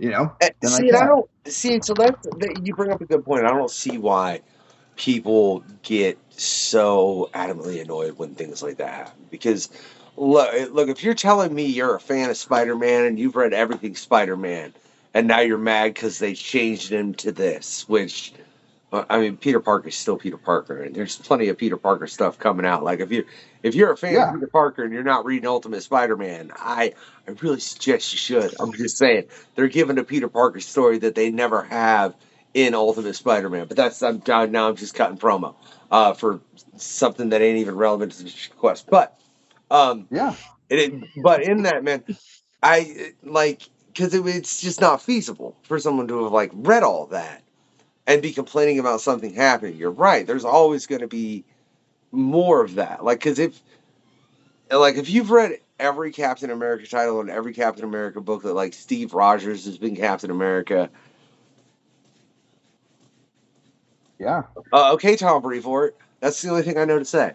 All right. I don't know, and I'm sure there's a couple out here that Tom hasn't honestly read, if I'm going to be sincere, but yeah, it's such an odd complaint to make, man. Especially not even that. If you just enjoy comics, why not try to branch out? Why not try and see if you can find something that's not the norm? I know,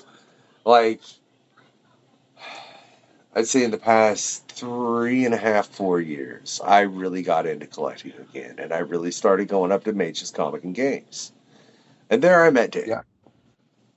And I was like, man, I'm just looking for something. I gave him, and I kind of prattled off what I was into.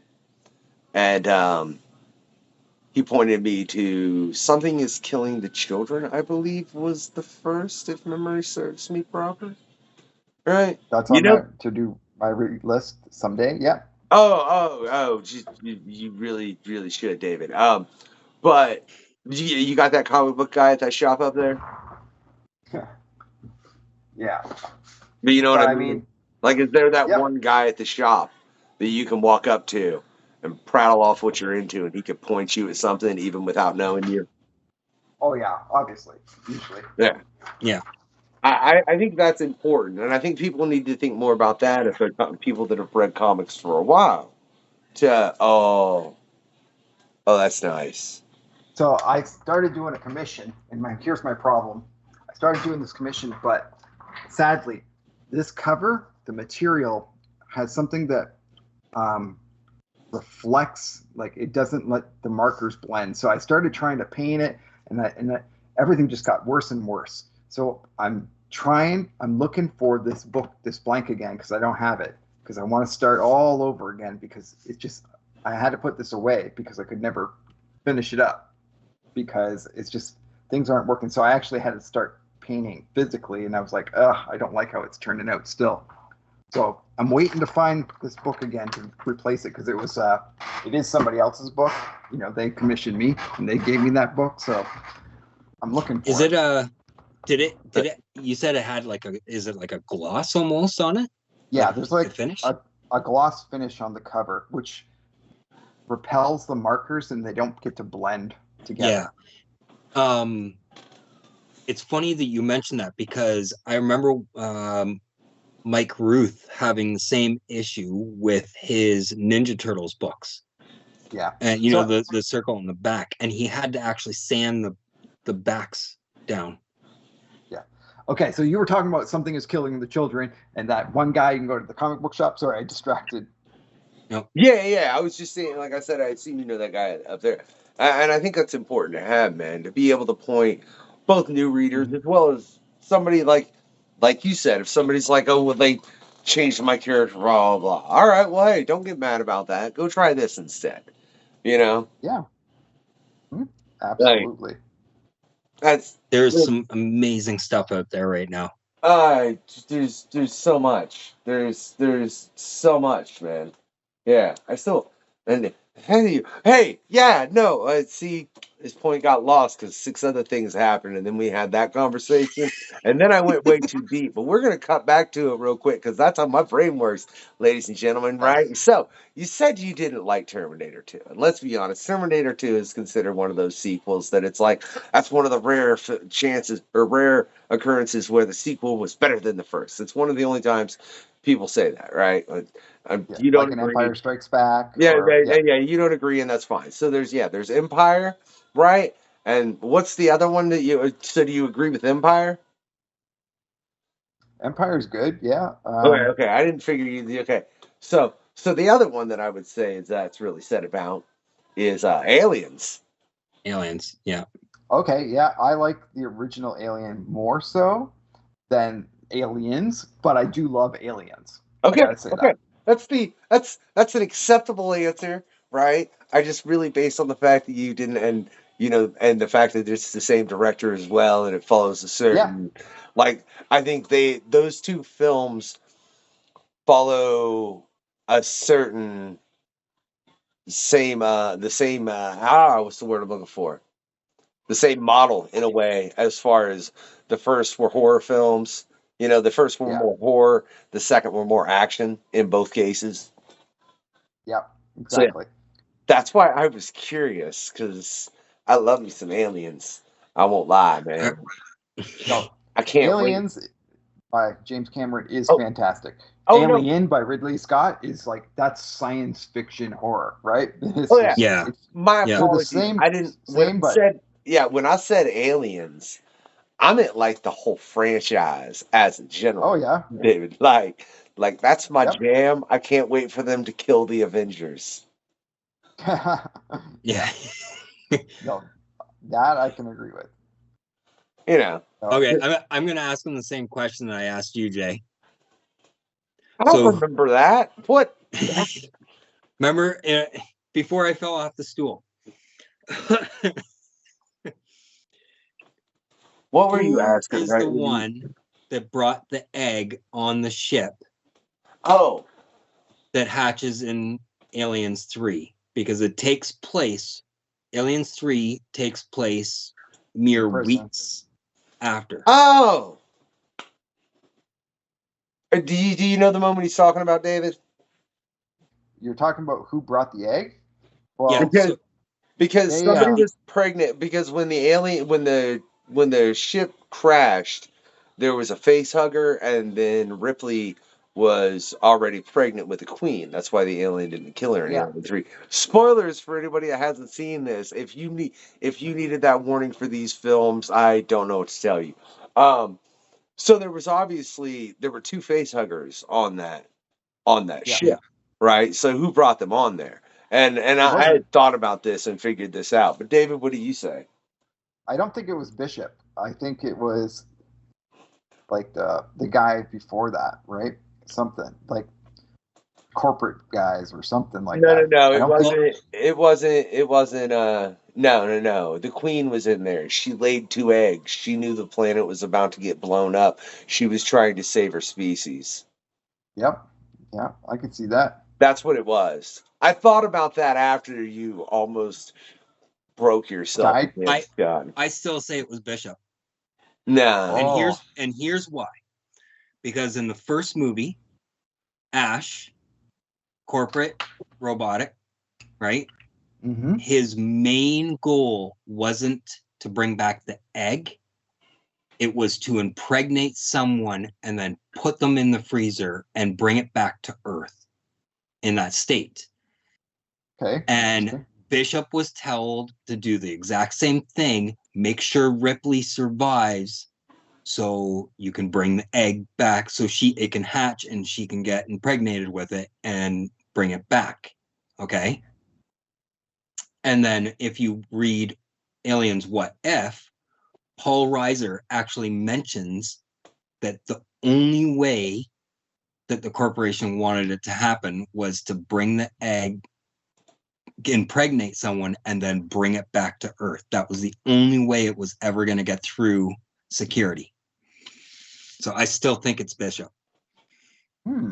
That's an interesting concept. I don't know, man. Everything I've read, like Alien-wise, that from Dark Force and everything, which they had deals with Fox and they had to keep to the mythos. I really think it was the Queen. I really think it was the Queen being like, "Oh crap," because she was trying to stay on there too. Yeah, and the only thing because she was on that ship from the planet to when they got up there, dude. I'm telling you, she dropped 2 eggs in there. I think that's because that's the only thing that species is about, is trying to survive. And she had a moment, and dude, you made me think about this. Obviously, Scott, you really did. Why do you hate Michael Jackson? Is it just his music, or is it something else? Me? Yeah. I don't like that kind of music. I will say, when I was a kid, I felt I liked it because it was everybody else liked it, right? And I was just young. But then I was introduced to a world that is so much more vast. And I don't know. I just find it very garbage. You know? I just find it garbage. Like, it's garbage. There's a lot of great music out there that just isn't like as played on top 40, right? You had to go and find it. But I also feel music is like that right now. It's like there's not that much variety anymore. They really don't. They really don't just make themselves stand out that much. Maybe I'm wrong. I mean, that goes to the fact that if you look at so much like of the popular music that's being put out right now, how it's been sampled throughout the ages, like things have been over the past.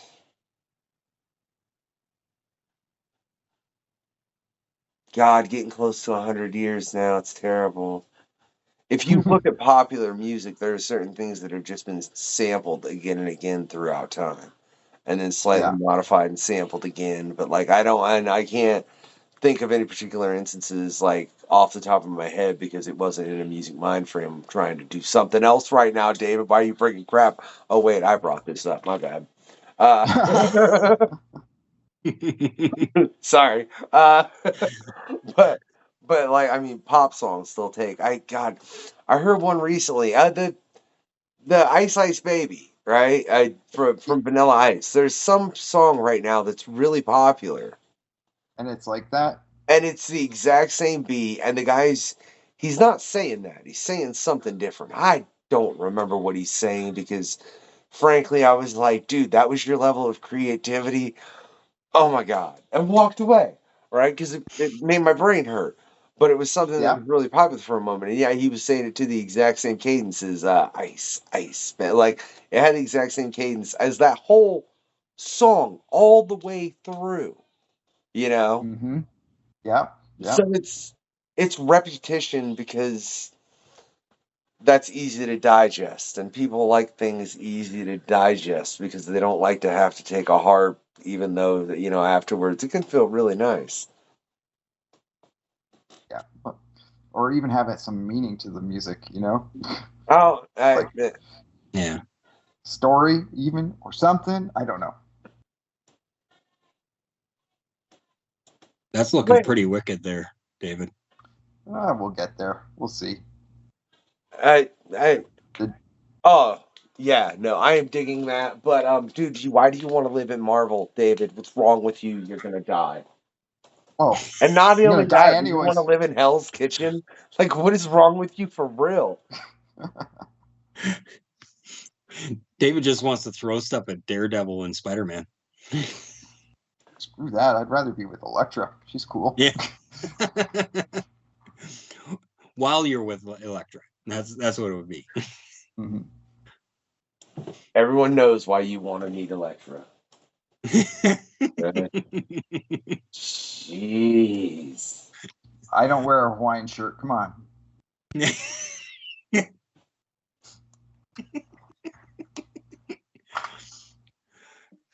So I gotta ask David. Yeah, go ahead. When you and I were talking about this back last year, right? Last year? What were we talking about? About your book that Oh, you made, your Sentinels. okay. Sorry, I was looking at the drawing. I was, yeah. Nope. My Sentinel And book. you mentioned that you were thinking about redrawing it and republishing it. Yeah, because the way things work now, it was different, right? When I Yeah. tried to do it, there was like no Kickstarter kind of thing really available, or I didn't have that much of a social media presence or whatever.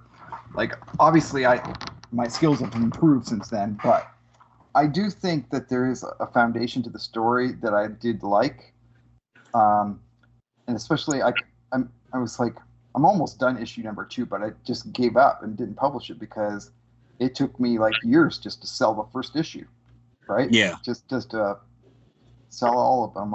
So, yeah, I thought about redoing it someday, but I'm more interested in actually, and hear me out on this, in actually doing a bootleg comic. Like, have you seen like bootleg Spider-Man and how crazy people went for that and things like that? Yeah. Yep. And I would like to do a bootleg comic, and just take some characters that I do love and just make my own story. But you don't really publish it to make a lot of money. You just do it for the fun of it. And I guess you could just kind of make it. You could put it online or something for free. Like, you're not making any money off of it. It's still fan art. It could be considered a portfolio piece. Like, this is what I'm capable of doing or whatever. But I just think it would be kind of fun to do something like, if I really wanted to do a story about, the alien xenomorphs, destroying the Avengers, I could have done it, right? Yeah. Yeah. And No, I agree. And you have that free range to do it. And I mean, in all honesty, though, you make a real valid point, David, as far as if you do something like that, where it's just a bootleg comic, cats and dogs is all getting mad over here, a bootleg comic that you could very much use it as a portfolio piece, especially if you're using well-established characters, and it shows how you can use those characters in sequential art, which is something that everybody I've said is pretty much like, you should have sequential pages in your portfolio if that's what you're trying to do. It's very much, something that is needed, right? So somebody that just wants to get started, man, so they're just looking at this like, man, I really want to get into drawing comics, and you just get paid for this, and that's what I want to do. That's what I want to do, right? And they're 13. What advice would you give them? I've done this before. Yeah, you know what ended up happening? Kid wanted to draw comic books. He grew up, and he's like this amazing tattoo artist now. But anyways, that's besides the point. I just say, like, draw. Nowadays we're lucky we have YouTube videos, but I mean, the best thing is always just like, you have to start with this, right? You just start with that, and then you can work your way onto like more things. Or Wizard, how to draw. Remember when Wizard used to have like all these, like a thing on how to draw in it every issue? Where you get more and more and more. You just start going crazy and you start buying all these books on how to do everything, right? Jeez. What? So just to get back, the reason David doesn't read actual comics is because he reads manuals on how to make actual comics. That's crazy, dude. But I mean, are you almost up to your camera? Not yet. But you can keep going and going, and they're all, like, I have so many You things. can't read any of the titles. You're too close to your camera now. All right, but or At a even certain still, point, you at a can do certain things point, like. people only knew what those were if they knew the actual cover of it because you were just too close to your camera. I could stack for days. I have tons and tons of books, just all on art. All specifically even comic book art, right? Wow. Like I all just got How to Jason- Write Comics by Alan Moore, but it's over here. That's a good one. I haven't read it, but I've heard it's good. I'm kind of in the midst of using it right now. We won't get into that. Yeah. Hey, David, could you bring that card to the camera? This one? Closer? No, Getting no, close. That's pretty good. it's Yeah. it's would Deadpool man? I don't know. I mean, it's got some aspects of everybody, right? Yeah, Wolverine's claws and his. that's what I said. Chopper. Wolf Deadpool man. I don't know what it was. Hold on. Dead Manarine. There you go. I don't know. That's freaking terrible. Yeah. Oh, I don't know. See, Now I'm like, that's right up there. oh, Right there. You have the original, right? Yeah, it's right there. Mm-hmm. There, That's yours the too. other one right there. These ones are. This is an older art book. Stuff I don't like print I have many these because in the background. Yeah, it's just like right there. somebody just sold this book on eBay, and I think they only got like $60. I feel sorry Really? for them. This is the front, and that was on the back Yeah, of the sketch cover. I feel sorry for them that they resold that's it. cool. The Iron Man cover was cool. That's, Oh, the yeah. homage to Iron Man 200, right? Yeah. Isn't that yours And- too, Scott? Yeah, it's right there. Yeah.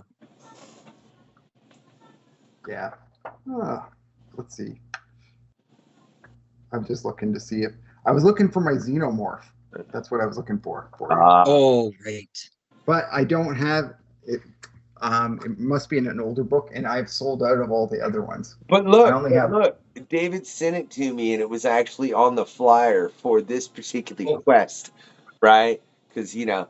that's how we do the super magical things we do over here, editing. It's wonderful, right? But Scott, I you also have want it. to point out Oh, Winnie. that Oh, David did that of Winnie on Tony's Stray Dogs.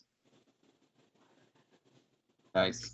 now, see, I've seen Trish Forrester actually had done a dog pool on one of the Stray Dog covers. Oh, nice. That's cool. Yeah. What you meant, I want to get into one last thing, and then I'm going to do one terrible thing, and then we're going to wrap it up because that's what we're going to do. But I want to know, because we were talking about sketch covers earlier, man. Was that the worst sketch cover you've ever ran across as far as what you were working with there, that you went to the paint and everything with the Something That's Killing the Children? Because I have heard some horror stories about those things, man. Like, they are a problem. And why is it, do you think, that with it being a sketch cover, that the companies don't put any thought into the fact of, someone's going to have to, put stuff on this? Yeah, I don't know if it. Okay, I'm not going to blame the comic book companies. I'm going to blame the printers, and the reason why is because the printers are just doing things without, knowing. Like they don't know that the purpose of this, or they don't know the tools that the artists are going to use. If I'm going to grab a Sharpie and it's on a glossy cover like that, it's no problem, right? But the original early days of sketch covers, that's what a comic book artist would do. Just grab a Sharpie, here's your Batman, off you go, 10 minutes, right? And that would be fine. But when you want to start doing like what people now do, which are like essentially they look like they should be variant covers, you need to have the right kind of surface, or else it's not going to work. and I think I don't think the companies are to blame. I think it's more the printers, right? Because the printers don't know that, and then they put a coating on it because, for example, it'll be like, I'll just grab mine for a sec. If this was all blank and say this was the title, they would want to put a coating on it to help seal that, so that the ink wouldn't ever smear and stuff like that. And so they probably put the coating on, but they put it on the whole thing because it's easier for them rather than just doing that one little area. And then, of course, then the whole cover gets it, and then you can't draw on it, right? Yeah. I mean, my goal is when I get that book again, whenever I find it and track it down, I'm going to do, I want to try and do, color pencil. And I hate to do color pencil because it takes 20 times longer to do anything, right? Like, if I wanted to color all that black in like we did, and it took me maybe 2 minutes or 5 minutes, who knows, it would take me, half an hour to color that all in with color pencil, just to get it right. But I'm just saying, when I do that Something is Killing the Children cover, when I finally get that book again, I'm going to have to sit there and spend a lot of time on it. And typically I don't like to spend more than 6 to 8 hours on a cover, right? For me to make it worth, because nobody wants to spend that much money, right? For me to make it my return on investment, we'll say, I know some people will spend 20, 60 hours or whatever sometimes on a drawing. It's for me, you don't want to do that because nobody's going to pay you that much money for it. So that's why I like to keep things, usually sketch cards I won't spend more than 2 hours on, right? Just to make it feasible, because I don't want to sit there and charge somebody $500 for a sketch card, it's $20, $40, just something that's quick and easy. Yeah. That's affordable. Now, if it goes to eBay and stuff, and things sell for $600 or $1,000, I can't control that, right? But that's crazy. I think, and I wonder, I've had this discussion before, if you remove the collector market, I wonder what it would do to the community. If things were just bought more for the appreciation of them as opposed to the, oh, look what I have. Not that that'll ever happen, but you know what I mean? Yeah, it's well, I think I can do amazing sketch cards on my own cards, right? But it's not going to be worth as much as a Upper Deck artist proof card. It's the same thing, same size. I spend the same amount of time, but because it says AP and it's from a series, all of a sudden now it's worth $500 more. Yeah. Right. But it's the same drawing or same quality or whatever, or even worse drawing. It's crazy. Yeah. It's you don't pay for the shoe, you pay for the swoosh on it. You know what I mean? And I don't know what else to say in that regard. But I will say, man, it's been a pleasure, David. For everybody that wants to check out David and more of his art, man, check the links down in the descriptions. There's all kinds, or maybe just one. I don't know until I get to that point. And I ain't to that point yet. That'll come later. So I'm doing this point now, and that's what's up, right? But before we cut out, man, I do just want to let you know that if you've enjoyed this quest with David, right, what I want you to do is, all right, get some orcs, man. Make sure they're nice orcs. Get them fed before you send them, because we don't need to send angry orcs. So some orcs are all chill, in a real good mood, right? I want you to send them over to David, with every kind of bread in existence and a bunch of Reese's peanut butter cups, and a fruit and nut. What is a fruit and nut? That's a candy bar? Yeah. Scott, tell him about fruit and nut bar. Fruit and nut is I mean, Cadbury makes the best ones. At least I think it. Yeah. Okay. So a bunch of different kinds of fruit and nut bar. Freaking Canadians, whatever. Right? Freaking Pete. The crap, man. All right, bunch of bullocks. That's what it is. Right now, right. First, if you haven't enjoyed this quest, wait a sec. There you go. See, I lost something. I found it. That's what happens, right? But if you haven't Mhm. enjoyed this quest, I ask again, man, why are you watching? We even like talked about that during this quest about like, you know, not like just consuming stuff for the hatred of it. Y'all shouldn't do that. It's not good for your brain. You know what I mean? Like, find something you enjoy, right? But for some reason, if you did and you're still here and like David annoyed the crap out of you, what I want to do, what I want you to do, right, is understand that he annoyed the crap out of me because I don't know how to pronounce that. Scott, can you pronounce that? I don't even know. Hold on, I gotta look. Yarlotep? You know what question you know what question I'm on, right? Yeah, What question? Don't worry about All right. it. But that's dope. hold on, I gotta find it. Come on, Scott. It's right You're below fired. orcs. It's right below orcs with an exclamation point. Where?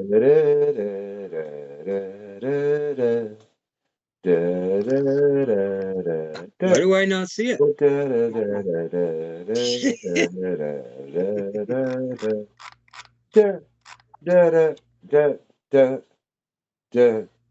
Oh, you want me to pronounce that?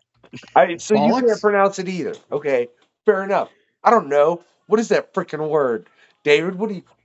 The supernatural question? creature that scares you the most? Oh, Narlothotep? Narrow That's Thotep? H.P. Lovecraft. Okay, H.P. so Lovecraft. it's been Narrow Thotep, Yeah. right? Is it Narrow like Thotep. your neighbor or something? All Or? right, apparently, Jesus freaking P, dude. That's like, you couldn't even put Cthulhu. You had to put Yeah. Naruthotep. You had to get real. So send Naruthotep and Cthulhu, right, to go and grab David and be like, oh, you've never had a favorite song or artist. You get no more art, no more music, no more entertainment. All you get is us sitting here eating curry while we hang out with Luffy. All right? That's all you get, David. Yeah, I don't think you'll enjoy that. And I'm not Welcome. happy with the Welcome to fact my of how difficult the thing he gave me couldn't like write vampires or something. What kind of crap was that? But it has been a pleasure for everyone out there, man. I just want you all to do 3 more things, right? 1, always give it that thumbs up. 2, always get your Comic Con. Besides that, have a good night, y'all. This has been the questionnaire. Where's the link? Thanks for checking out the questionnaire. In the link below, yes? I will drop it like it's hot. That's another party. It's cool, man. I love it. The questionnaire. That is all.